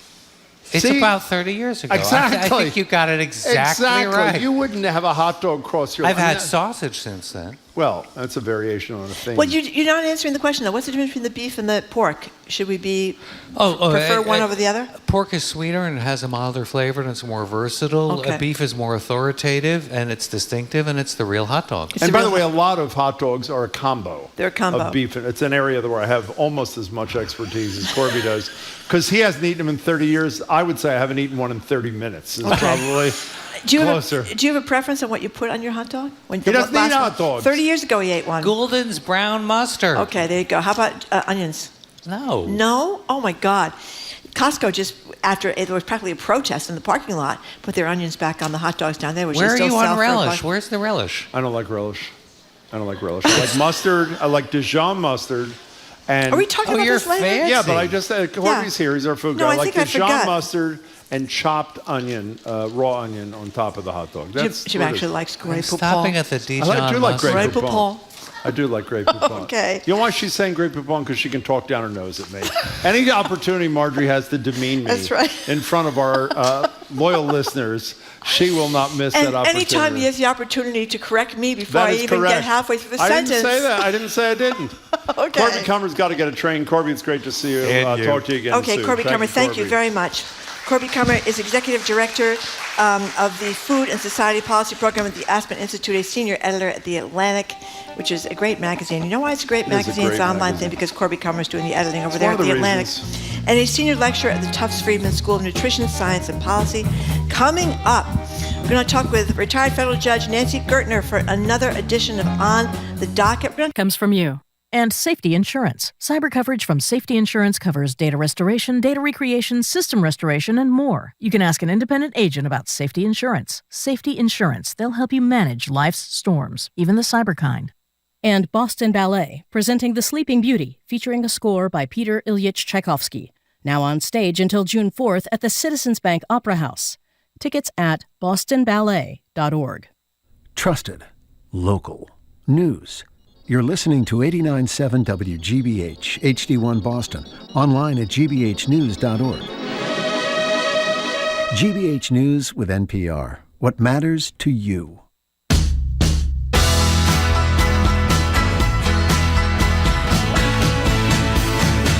Welcome back to Boston Public Radio. Mark Dregan and Jim Browdy live at the library, streaming at youtube.com/GBH News and facebook.com/GBH News. Tuesday, Guster joins us live here, one of the great bands that started at Tufts and then went huge nationally. It's ahead of a show with the Pops. And in about 20 plus minutes, we're going to hear from the Kendall Square Orchestra. And as I've said to you repeatedly, we heard them rehearse earlier in the day, and they are spectacular. And they're doing their musicianship, by the way, usually scientists and tech people by day, for a wonderful cause. Joining us now for another edition of On the Docket, retired federal judge Nancy Gertner. She's a senior lecturer at Harvard Law School and a BPR contributor. Hello, Judge Gertner. Hello. Hello, Judge Gertner. So I kind of botched my explanation here about clean water and clean air. I'm going to try again. Supreme Court, they went after the EPA's ability to keep the air clean before. Now they've gone after the EPA's ability to keep the water clean.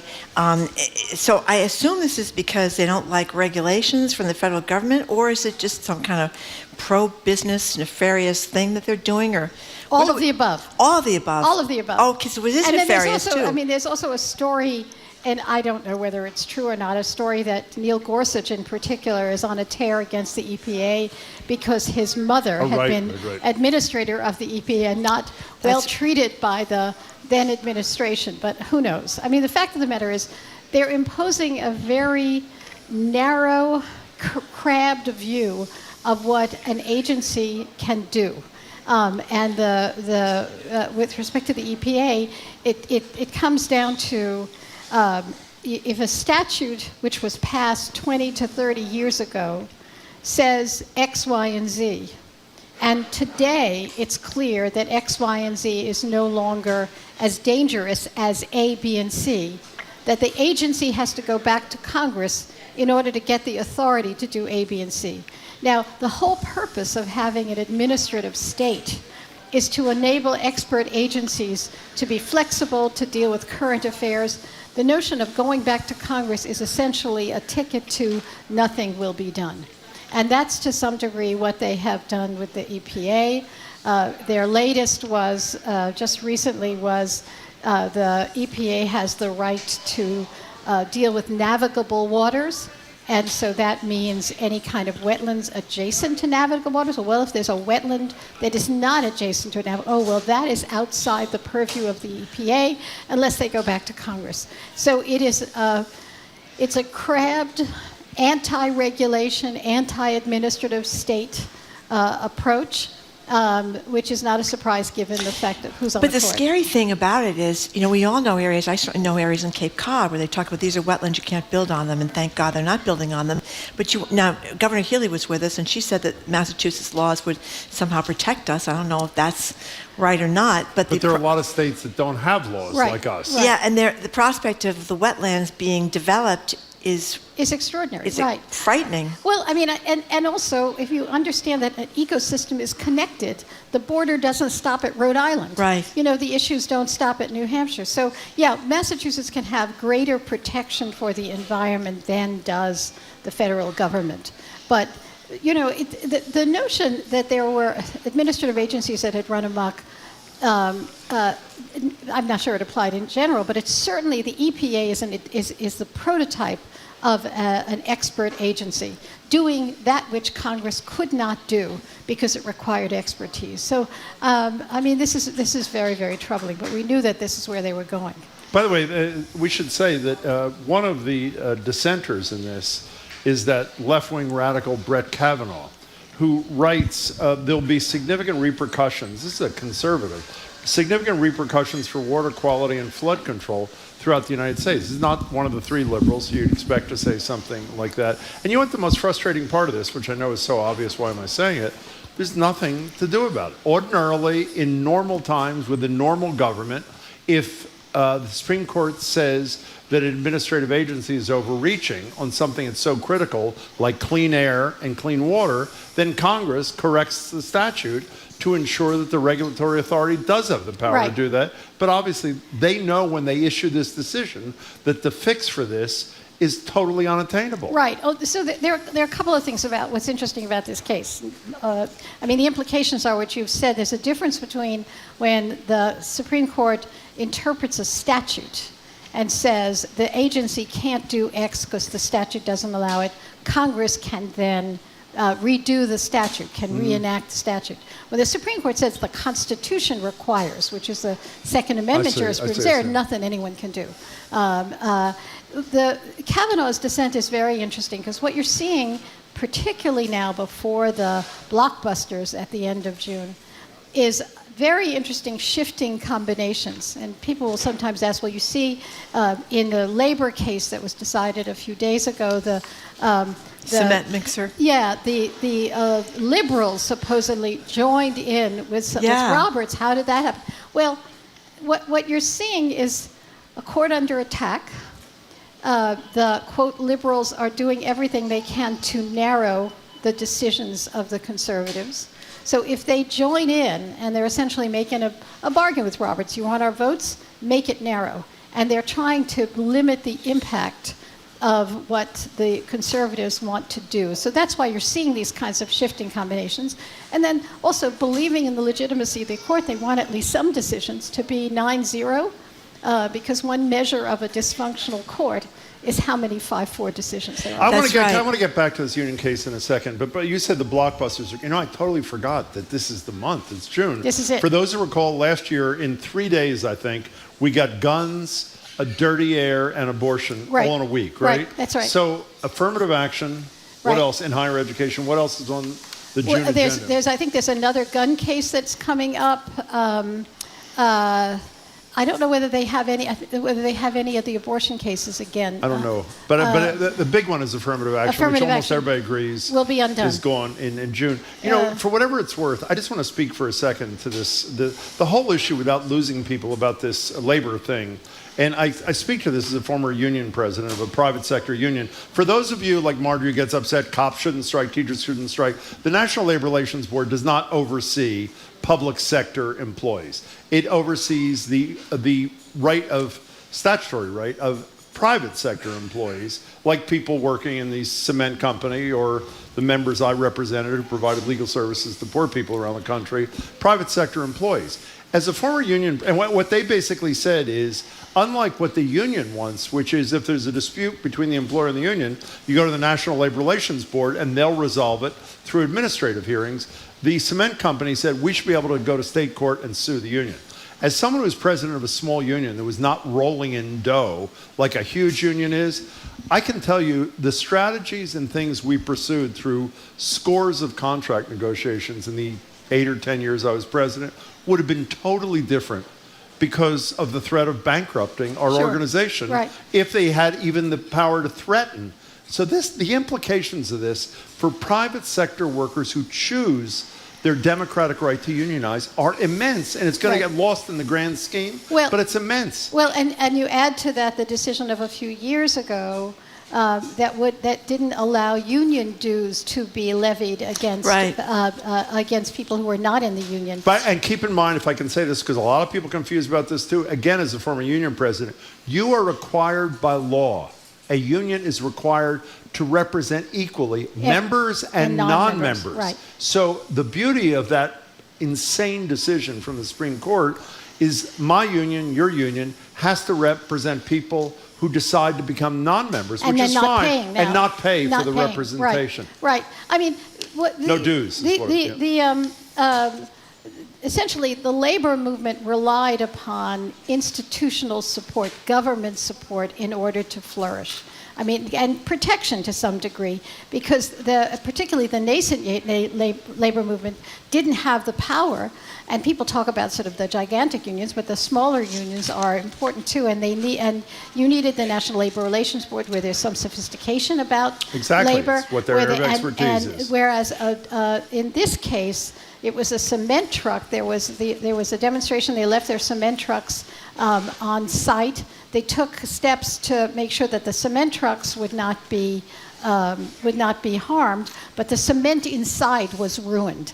And they had done that as an intentional act, and the company wants to go into court and sue for damages rather than being required to go to the National Labor Relations Board and litigate this. And that's a classic. First, it's a bad decision in terms of the potential to bankrupt the small union, but it's also it's a decision in which the Liberals joined Roberts, I believe it was Roberts, and doing that because they wanted to limit this to intentional bad acts of labor unions, not ordinary, negligence, and they wanted to limit it. Well, I assume that's the same argument. We've had this discussion with you about a dozen times about why the three liberals signed that insane statement from Roberts to Congress. The statement basically said, no problem here, we've got things under control. Speaking of that, I know you're sick of us talking about Supreme Court ethics, but we're going to do it every week until something happens. There's a really interesting and troubling New York Times editorial and I assume everybody knows who's listening to Judge Gertner with us, they have no standards that they're enforceable about anything. Guidelines, okay.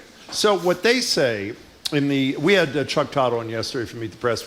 He had Senator Whitehouse on the other day, and they were talking, as we've talked to Senator Whitehouse, about what Congress can and will do. And I think the consensus is they can do a lot of things. They will do nothing is probably likely. So the New York Times editorial says, one, there should be an ethics code either put together by the Supreme Court itself or by Congress. Fine, we check it. The second point the New York Times editorial makes is there should be an ethics officer with whom complaints can be filed and he or she can determine them. And the third point they talk about is enforceability. And unless I read this wrong, they basically say there is no way to enforce these kinds of things, which is totally untrue, at least according to you, right? The issues, this was sort of brought to a head with the Clarence Thomas stuff. Clarence Thomas's issues were under a federal statute that required disclosure of certain expenditures on behalf of the judiciary. The Supreme Court, they are subject to. Which they are subject to, and in fact, when there's a violation of the disclosure laws, that can be referred to the U.S. Attorney for prosecution. So there is an enforcement mechanism. On that one thing. Yeah, on the disclosure, on his failure to disclose it. There's also a statute that deals with recusal, and that would be hard to enforce, because what do? You go into court and you deal with that. But you have to step back from this. Every other Supreme Court in the world, in a democracy, has a mechanism to enforce an ethics code. It could be a group of senior appellate judges who would sit on the Supreme Court. It could be an ethics officer.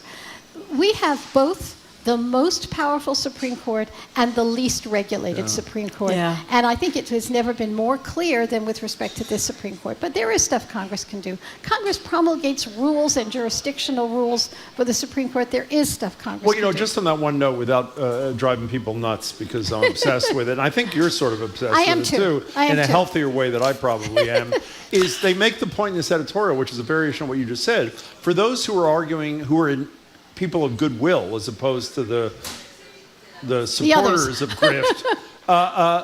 The fact that Congress has passed this disclosure requirement and that members of the Supreme Court, not Thomas, have fully complied suggests that the Supreme Court believes that Congress does have the power to pass certain regulations of the court. So go do it. Listen to Sheldon Whitehouse, listen to these people, and pass modest rules that ensure that ethics standards apply to the most powerful judges probably in the world. But again, two things. One is Congress does have the power. There's certainly separation of powers issues, but Congress promulgates the rules of procedure. Congress promulgates recusal rules, disclosure rules, jurisdictional rules. Congress has the ability sort of to legislate around the court, not necessarily directly in the court.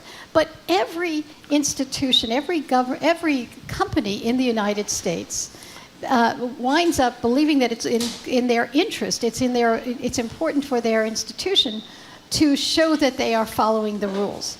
The notion that this court could say to Senator Durbin, leave us alone. The chair of the Judiciary. The chair of the I told you that I read Roberts' letter to Durbin where he declared that he wasn't going to testify before the committee, and I said it sounded like a 4-year-old. I don't have to. You can't make me. So you're not the boss of me. I mean, I had kids like that. Seriously. I mean, I don't have to because of separation of powers. You can't make me, and you're not the boss of me. We're independent. Yeah. It was extraordinary. Any other institution would have said, you know, these are important points.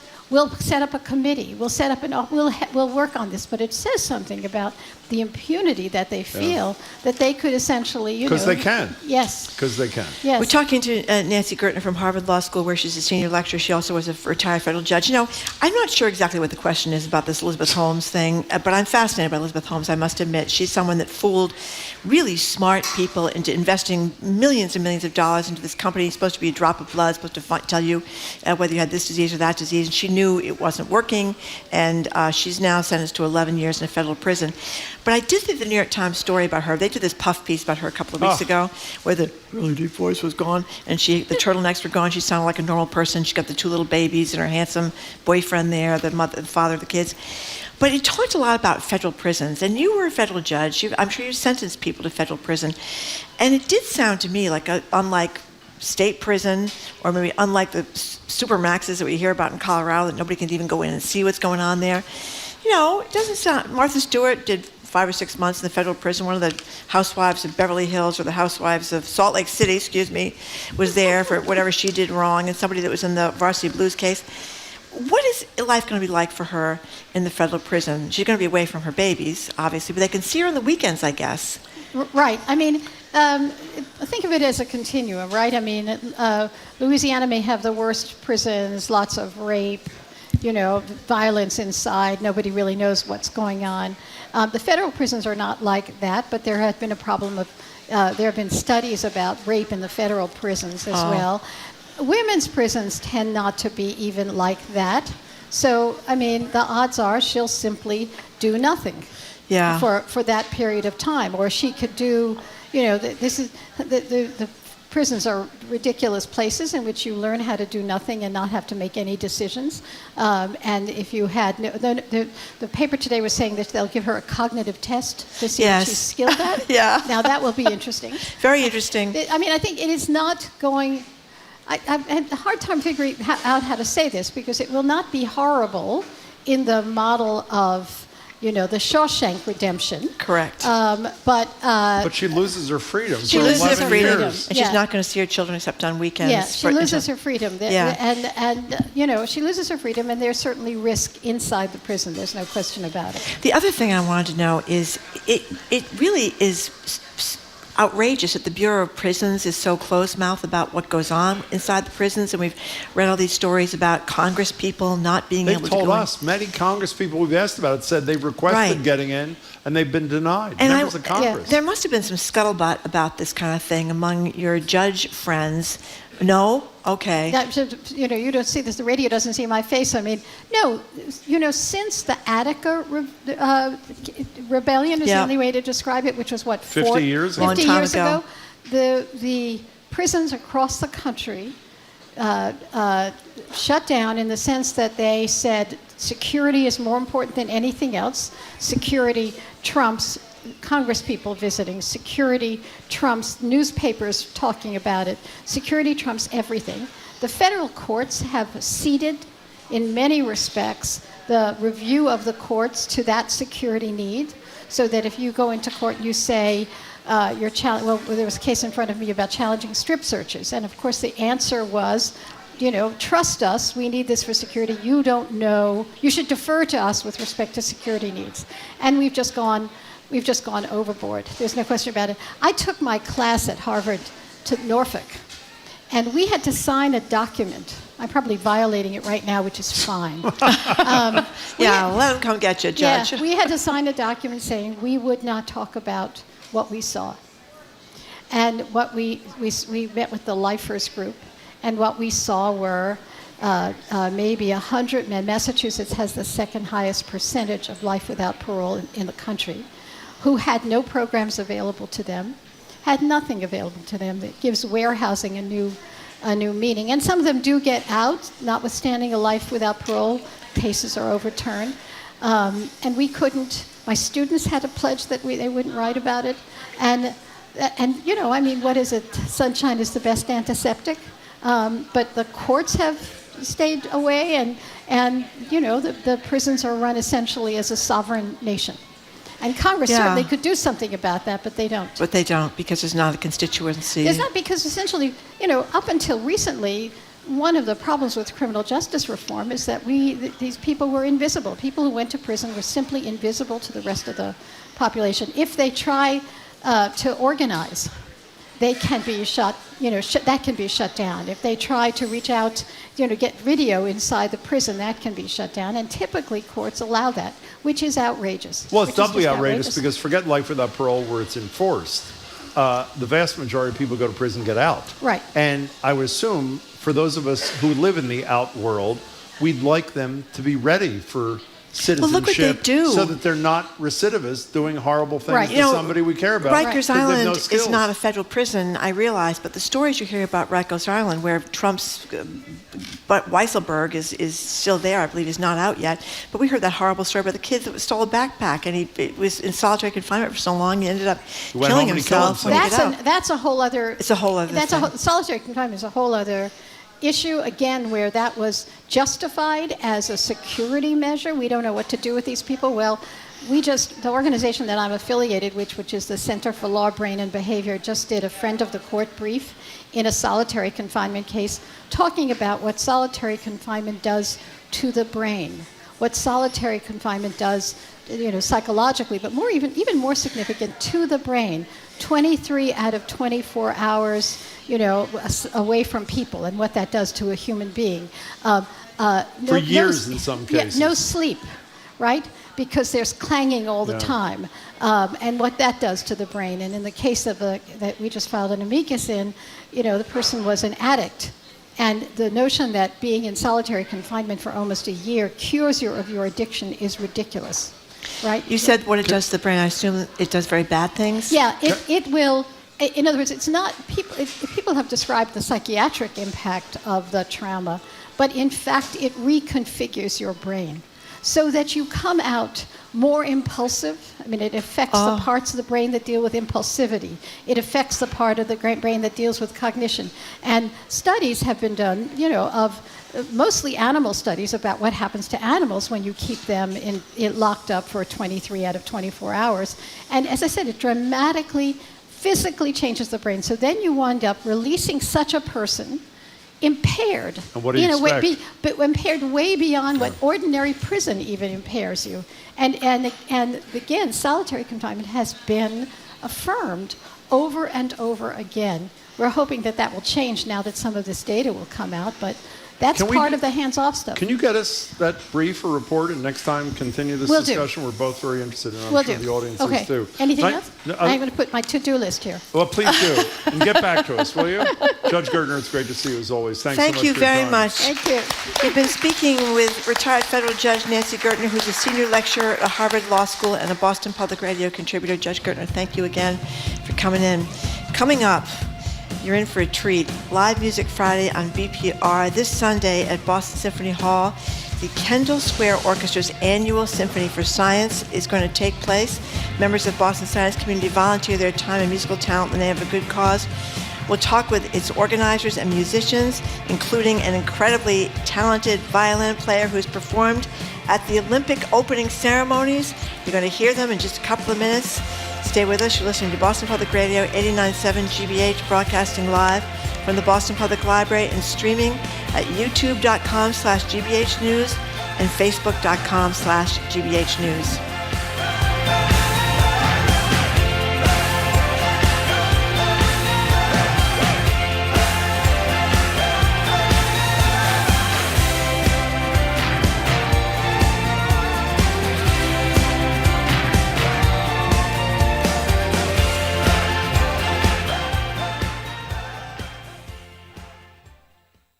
These Weekdays, people go to great lengths to shed the stress of daily life. If there's acupuncture, deep tissue massage, meditation, yoga.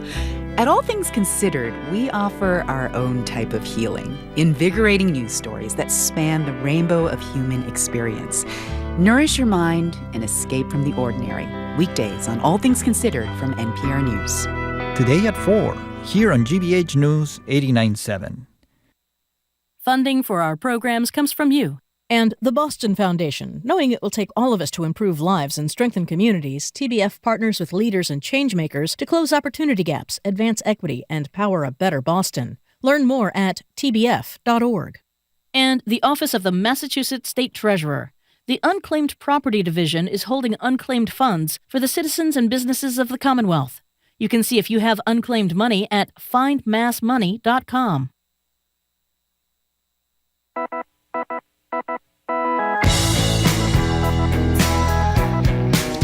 Welcome back to Boston Public Radio. Jim Browdy and Marge Regan. We're live at the library, streaming at youtube.com/GBH News and facebook.com/GBH News.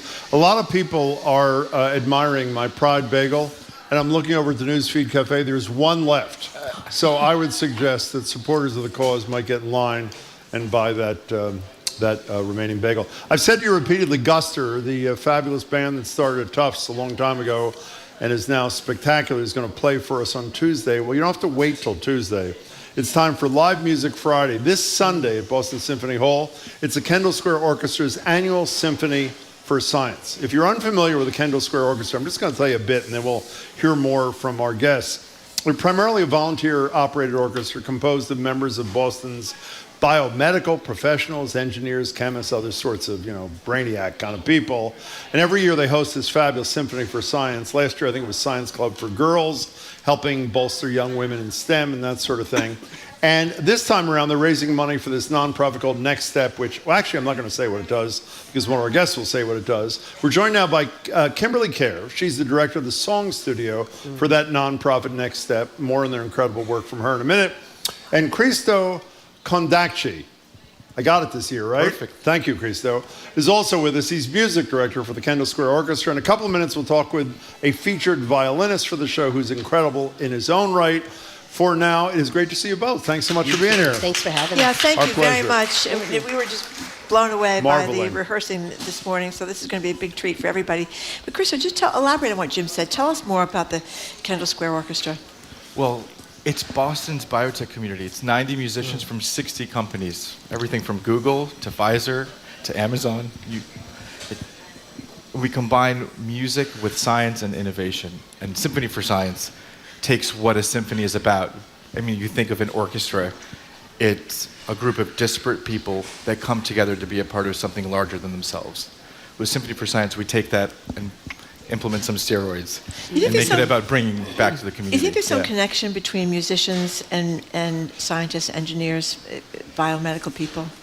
I think the super skill set that you need to play an instrument at a high technical level translates very well into any other field.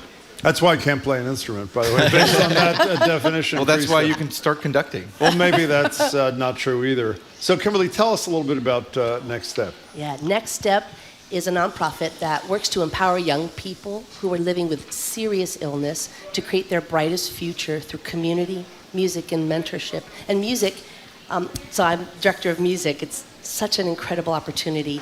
Music at Next Step happens throughout all our programming, and its focus is to help these young people write original songs that they can record, produce, that help them take back the narrative that serious illness is taking from them. Well, one of the songs, I'm sorry, go ahead. Tell us a story. Tell us. Thank you for that. So one of the performers that'll be at Symphony for Science on Sunday, she is an incredible young person. At 14, she was diagnosed with chordoma cancer. It's a spine cancer. 8th grade, right? You just want to go figure out English class. And here she is now in years of treatment. And so she goes through this process and is really impacted by this cancer experience. It becomes how she sees herself. While she's at treatment for cancer at MGH, she meets a music therapist. And this music therapist helps her to connect to who she is. And she's an incredible singer. Now, this music therapist introduces her to me. And this young woman, her name's Grace Van Dyke, has taken me on an incredible journey through song and story and success. And she's done the personal work it takes to rise above, move beyond an illness mindset into being possible, into her I Believe in Me. And she's hitting center stage Symphony Hall on Sunday singing an original song. And I just got to tell you one last thing. It's like a rock anthem. It's not like a, oh, cancer. Oh, cancer. What's it called? It's called Survivor. Survivor. Okay, it's not called Oh Cancer. That's good. So I'm pretty sure I asked you this last year or whatever, but there's another guy who does what you do for a living in the same building that you're going to be on Sunday. Andres Nelson's, almost every single time we talk to Andres, he talks about the healing nature of music in every way. When the world is falling apart, when people are ill.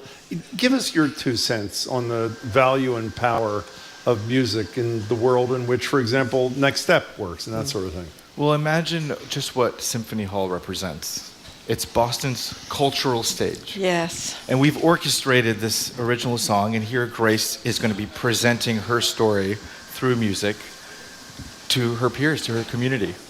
And there's a power that music has that's unlike any other art. It puts you into the shoes of whatever the topic is. I always think about, in any film, a romantic film, when the two lovers connect back at the end of the movie and the violins surge. That's right. You're like feeling the emotions with them. Yeah. But what would happen if there wasn't music? It's like, oh, that's nice. They get back together. Right? Like, good for them. That's right. You do the violin surge all the time at the end. So we're going to But hear it puts you in their shoes. And yes. So what are we going to hear first? Yeah, to describe. First of all, to introduce your fellow players here. So we have our principal clarinetist, Chris Stathis. Hey, Chris, how are you? Nice to see you.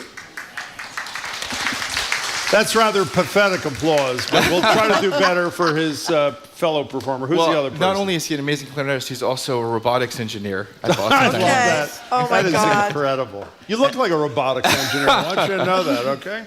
And who's then the other our guy? principal violist, Njord Fosnes. Hey, Njord, how are you? Good to see you. That's much better. Thank you very much. And Njord is one of our professional coaches that coaches all of our string players. Okay, and what are they going to play? Like any classical music, we're starting with some Beethoven. Okay. Oh, good. Fair enough. Okay. Are you staying here for this? You don't need to be with these, Christo. Do you need? They don't need a conductor. They don't need a conductor. Okay, so take it away, you two, Chris and Njord. Thank you.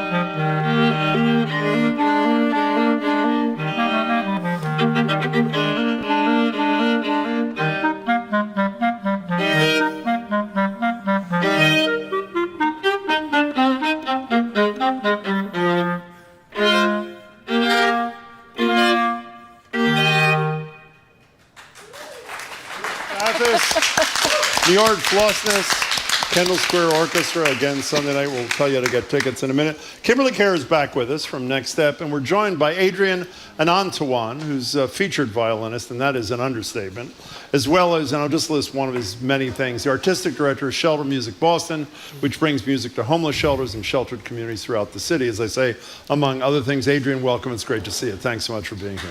Thank you. So tell us your story. You were born without your right hand, and you wanted to play the violin, but...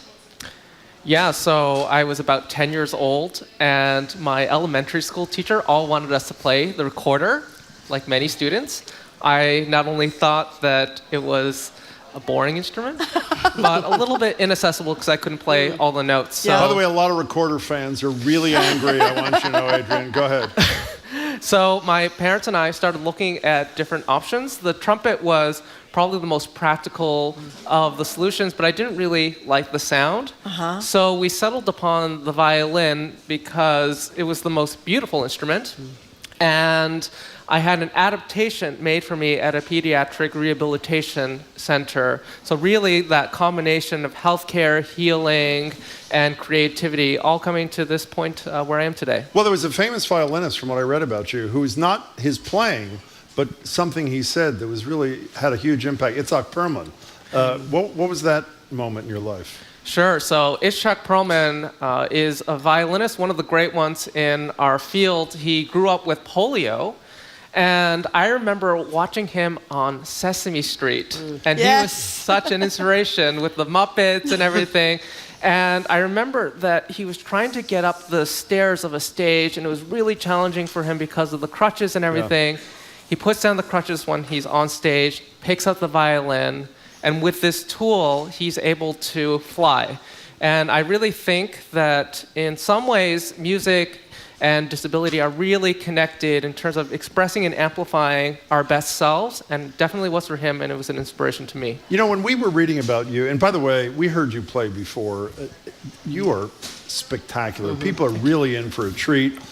Tell us about this music inclusion program. It's right here, which I think I'm sort of embarrassed I didn't know about until I knew you were coming. Tell us about what you're leading and what this thing does. Sure. Amongst the many things I love to do, I work with a program that incorporates kids with disabilities and their typical peers to play music at an after-school program in Dorchester together. It's housed at the Henderson Inclusion School, one of the great inclusion schools of our country. And we use music as, again, not only a platform to be able to connect our kids, but also share their stories too. And what sort of disabilities and what sort of instruments? I'm interested in the pairing of the two. Yes, so we have a range of string instruments. We have piano or percussion, which includes a lot of adaptive musical instruments. So some of the students might be able to use motion gesture control with a virtual music instrument, for instance, to be able to play. We have kids with spinal muscular atrophy, cerebral palsy, those on the autism spectrum. We don't turn anyone behind, and we really want to reshape, again, just like the Kendall Square Orchestra, what an orchestra actually is. You know, by the way, KendallSquareOrchestra.org is where you get your tickets. And I just read a note to us before. We have, if you use the following code, K2020, I think I have it right, K2020, you get a 20% discount, which is a pretty nice thing if you happen to be listening, which by definition you are. Before Adrian plays, if people want to learn more about Next Step, where do they go and what do they do? nextstep.org, nextstepnet.org, and it would be amazing for people to want to learn. You know, we should have asked, by the way, Krista when he was here, but we'll ask you, why were you chosen, do you would think? Oh, that's a great question. There's one honoree, one awardee per year, yeah. So, as you heard Christo speak and Adrian speak, there is a recognition as musicians and artists that we need to be building community, and music is that key factor. So coming together, partnering, we're creating artistic relationships, essential, vital relationships. And as he said, Boston Cultural Center, we need to be working together to support each other. Terrific. What are you playing, Adrian? I hope it's something like what you were rehearsing a little while ago. It's the exact same thing as I'm rehearsing. It's called Zigeuner Weisen, one of the great showpieces on the violin repertoire, one of my favorites, and one of the pieces that Itzhak Perlman loved to play, so I'm excited to share some of this with you. Well, it's insanely great. You can put your headphone down quietly, if you will, and mosey on over to the microphone. Again, kendallsquareorchestra.org to get information and tickets. It's Sunday at Symphony Hall. And trust me, you are in for an incredible... did I say 0? K2020. Did I get that right or I didn't? 0, sorry. K2020, right? Thank you. We'll say it again. Try to get it right the next time. Adrian, take it away.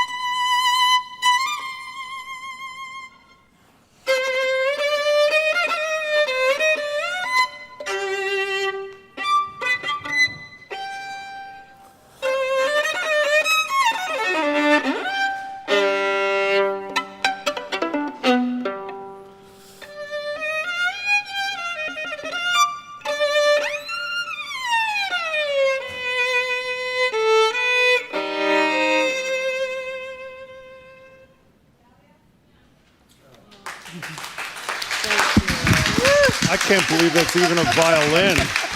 That was spectacular. Yeah, Thank you. that was Wow. absolutely wonderful. Oh, we have been God. listening to members of the Kendall Square Orchestra and violinist Adrian Anantawan. Their Symphony for Science is this Sunday afternoon at Boston Symphony Hall. For more information on the show and to book your tickets, go to kendallsquareorchestra.org. That's kendallsquareorchestra.org. And all BPR listeners can get a 20% discount if you enter the code K2020. That's K2020. No, I made the same mistake. It's K2020. Oh, K2020. Sorry, I made the mistake. Oh, okay. too. Let me say that again. The code is K2020. Correct. K2020. Correct. Okay. Thank you so much for coming in. Thank That you, was Kimberly, absolutely Adrian, Christo. Thank you all. spectacular. That was spectacular. Okay. After a quick break, we're coming back down to planet Earth. Boy, this is almost embarrassing. From that to a hot dog. Yeah. Early in the show, we talked with comedian Jamie Loftus, who just wrote a new book all about hot dogs and our relationship with them. You know, we're coming up close to 4th of July, big hot dog day, the eating contest over at Nathan's in New York City and East Boston.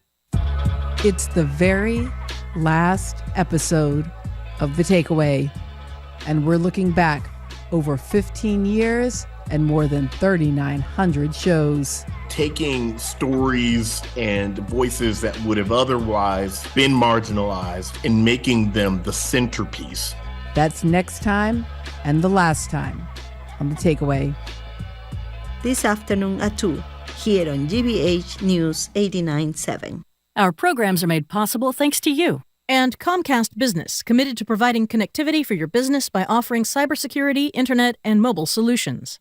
Comcast Business, powering possibilities. Restrictions apply. Comcast Business, internet required.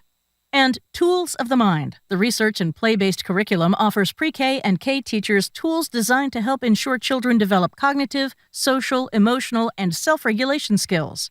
toolsofthemind.org.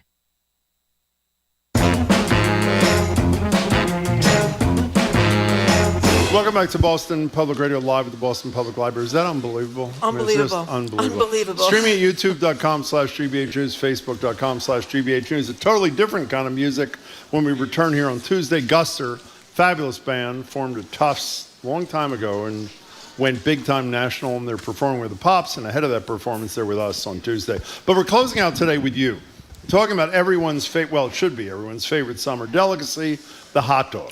If you missed our conversation earlier in the show with Jamie Loftus, whose new book, Raw Dog, is all about this, there's a lot to be said and argued about the hot dog.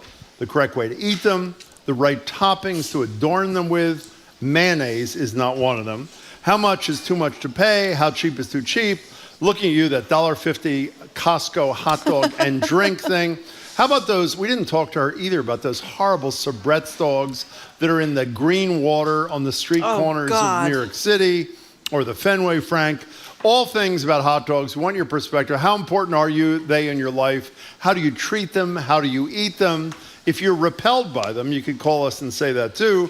877-301-8097. You know what we also forgot to mention to Jamie?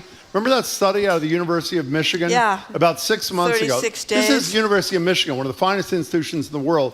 Not 36 days. 36 minutes is taken off your life for every single hot dog you consume. Would it really matter to people that really like hot dogs? No, it doesn't matter to me. 36 days, 36 minutes. You don't even like a hot dog, do you? Well, I've Corby has ruined a lot of foods for me because he But you can't eat anything except the talks plant. about, that's right, you can't even eat the plants because half of them have pesticides all over them, Exactly. so you're really in tough shape. But all these things we read about, I remember being a kid, we talked, I got the name wrong before, it was Upton Sinclair that wrote about the slaughterhouses in Chicago. I mean, you read those things years ago when you're in college, and then you hear all these terrible things about what happened during the pandemic with those people in the slaughterhouses and the turkey. Do you eat chicken, by the way? I do eat chicken. Okay, so what's the problem? I mean, you're eating chicken. You shouldn't eat chicken well, either. I'm trying to buy the free-range chickens that get to live in the outdoors and the pasture-range eggs that are in the outdoors. Now, I don't know if they're lying to me, but they tell me, I've not done an investigation myself, Jim, to find out if they're actually raised in the pastures and how much room they get. But you feel a little less guilty if they're raised in a humane way. No more negative talk about the hot dog. Do you see what Zoe, our colleague, is not quite a hot dog eater? She just showed us a photograph of a lovely item. It's from a company called Light Life. They're tofu pups. Tofu pups. I'll tell you, that's what I want on the grill. This, by the way, and the key, let me just say, my personal preference, I said it before to Jamie, Dijon mustard, okay, Grey Poupon. Jimmy eats Grey Poupon. By the way, if you get it from Amazon, which you shouldn't do either, by the way, it's really cheap.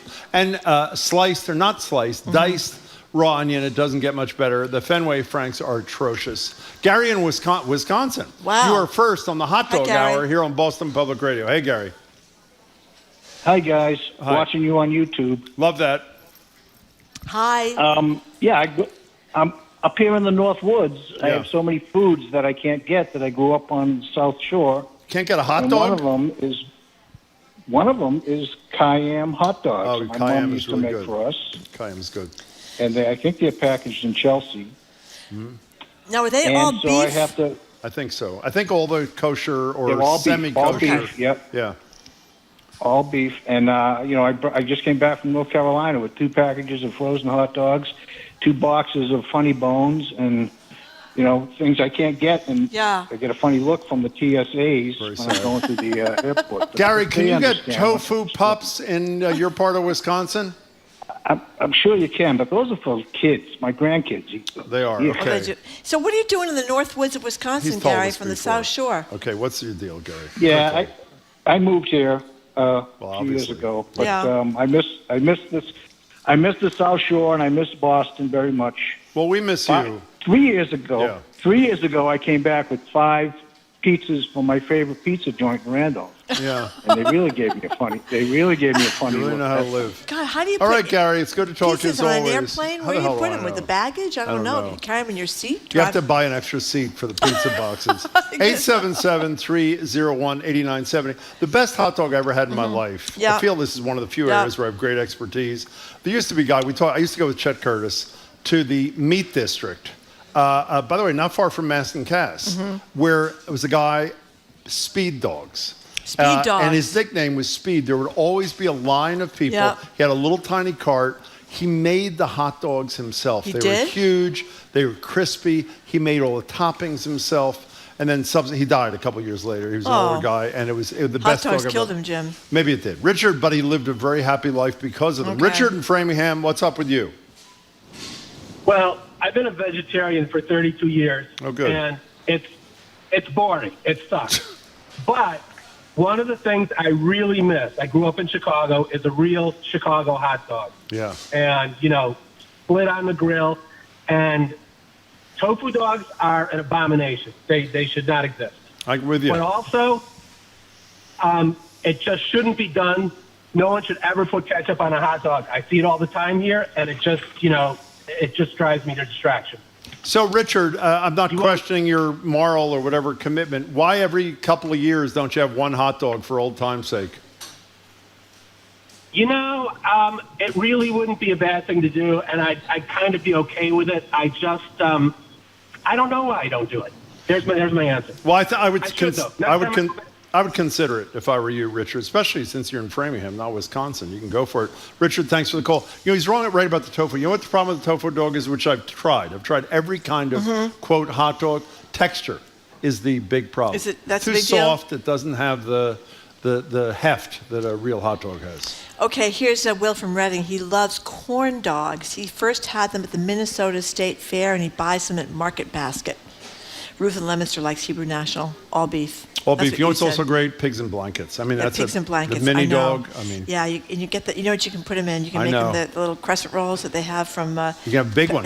Is it Pillsbury or Pepperidge Pillsbury, Farm? Pillsbury, One of them. yeah, Pillsbury. Yeah, you wrap them right up in those little crescent Doesn't get rolls. much better than that, does it? No, it doesn't. Heather in Cambridge, what's up? Hi. Hi. It's all about the Mid-Atlantic hot dogs for me. What are they? Yeah. They are in Fairmont, West Virginia. We're rather famous for them. And it's all about the chili sauce, no beans. Wait, so it's just chili with no beans. You're from West Virginia? It sounds like, right? I am. Is the dog? And I've been in New England for 25 years. Is the hot dog all beef, a combo with pork, or what is it? What's the underlying under the chili thing? Yeah, it's the combo with the beef and the pork traditionally. Have you found a hot dog in New England that rivals this, or no? Absolutely not. Yeah, well, listen to her voice. It's like great sadness. Heather, I hope you get a West Virginia dog again at some point. Thank you for the call. Does chili on a hot dog excite you? You don't care about that either. Well, I like onions. If I'm going to have a hot dog, I like kind of onions on the Your hot dog. commitment to this is like practically non-existent. Really. I'm sorry. It is such a summer I'm joy. sorry, Do you have a I grill at know. your house or on the Cape? I do. You ever put a hot dog on the grill? I haven't, but other people have. Oh, my God. My sister makes hot dogs all the time. That's one of her specialties. And She do you ever makes eat them? I do. I do to make her happy. No, you she don't. cuts them all up and she puts them in some kind of sauce, and she's stirred them for like 30 years. Every Christmas party Sounds you've ever great. had. Yeah. Well, you would like them, Jim. There's no I question just about might. it. And I do the pigs and blankets. I do the pigs and blankets because I have a good friend that makes wonderful pigs and blankets. Lee from Westboro. Thank you for calling. Hey, thanks for taking my call. Sure. I call quite often. Thank you. So I had a grandfather named Rob Porter. Mm-hmm. He lived to be 98 years old, and Wow. he was the chief salesman for Morel Beef from the 20s through the 50s. Wow. He was also a lifetime Red Sox fan. He would always hear them on the radio. He'd go into Fenway. When he took my mother into Fenway, he would never, ever let her eat a hot dog. Because he knew what was in them. He said, "You don't want to know, Dorothy, what is in those hot dogs." That's horrible. Yeah, well... And he died at the age of 98, listening to the Red Sox, sitting on the side of his bed. He just flipped over and died at 98. He didn't have a hot dog that day. Glad to hear. That's a great story, That is Lee. a nice story, But you Lee. know, Thank you. Jamie Loftus, who wrote the book Raw Dog, The Naked Truth About Hot Dogs we were talking about before, she described hot dogs as garbage repurposed as mass appeal food. Well, it's all the leftovers. Yeah, it's the scraps, it's essentially. It's the scraps, and it's really kind of gross to I don't think it's about gross. Why is a hot dog grosser than a hamburger? You don't eat hamburgers either? I do eat hamburgers. Well, she does say that. Don't feel morally superior Exactly for giving up right. hot dogs if you haven't given up steak or hamburger, because it's just as bad most of the time. What is it? This note, environmentally friendly. Is that from Zoe too, saying the tofu pup is that your point? Environmentally friendly. Okay, fine. That's right. That's fine. It's got to taste good too. It tastes like Here's cardboard. a texter who says, the Hammer, that's the new nickname I assume for that's Jim me, Brady. unfortunately. The yeah. Hammer always has a jar of Grey Poupon in his test. La la la. Can I tell you something, if I may? Grey Poupon is no more expensive than any decent Haven't you seen those great mustard. commercials with the guy They haven't getting out run of the those in like 20 limousine? years, Well, by I the way. saw them all the time when I was Yeah. growing up. But the guy gets out of his Bentley or his Rolls Royce and says, "Time for the Grey Poupon." Oh no, they're opening the windows and they pass the Grey Poupon. What did John say? John says, "Pardon me, sir." Pardon me, sir. What's the next line, John? That's Do you it. have any Grey Poupon? Thank God for John. Pardon me, sir. He should be doing the Do show. you have any Grey Poupon? You know and what? Jim does that in his test, la la la. on the By way back myself. to I'm talking to Cambridge. myself. By the way, I think Zoe's point, which is really a concession, I think, Zoe, if I'm misquoting you, she's arguing that the hot dogs cut down on food waste, which is good for the environment, because you'll use all the crap that's left over. Is that the point you're trying to make, Zoe, I hope? Okay. You're pro hot dog. We're My also supposed to be God. composting now, though, to cut down our Do you know food how to waste. compost? It's really easy. You do? Yeah, you call a service, costs $11 a month. You really doing it? Yeah, it's easy. That's great. I know, and you don't have to have all the gross stuff in your garbage. When you went to the sausage eating contest, was it East Boston when you were God. a reporter? Yeah, 4th How of many July. sausages would they shove in there? I don't know, but it was really disgusting toward the end. Have you ever because watched the July 4th thing with Joey Nathan's? Chestnut? I was always over in East Boston at the one here. It at is Different. really as It's disgusting, disgusting as anything. and it's really hot, and everybody's cheering them on. And they're all lined up behind a table, and they're all shoving all these hot dogs or sausage and rolls, which and they rolls, wet, which they so wet. they go down yeah, better. and toward the end, like I said, their cheeks are like chipmunks, and oh my But you know what's goodness. unbelievable? You made a And wonderful you can point. See how they can hardly swallow one more bite. Well, they of hot train dog. theoretically. They do train. Well, how do you train to eat 72 hot dogs in 8 minutes? I don't know, Jim. They do train, and it's odd that so many of them are so thin. Most of them are fit. Yeah. They're athletes of a sort. Yeah, but makes me suspicious. It makes me suspicious. Yeah. Josiah, you're in one of the great places, North Truro. Hi, Josiah. Hey, guys. I did a little back of the napkin math for you Great. guys. And Oh, I think, terrific. Jim's going to like this. All right, we're ready. So if you eat 1,000 hot dogs, that's about 36,000 minutes off your life, which is really only 25 days. And my argument is it's totally worth it. You know, plus those 25 days at the end, God, who needs them anyways, right? That's right. Exactly. Hey, Josiah, are you the Chekesset, Josiah? That's right. That's Why don't right. you, In fact, you're going to have my... yeah, go ahead. I'm showing up this summer. Hey, why don't you do a pitch for your place, since everybody, of course I haven't been there, I'm embarrassed. Everybody said it's fabulous. Do a pitch for your joint. Oh, yeah, we're in North Truro. We're right on Highland Road there. We're a bean-to-bar chocolate maker and a cute little cafe. We got an ice cream truck. We got some of the best chocolate in the world.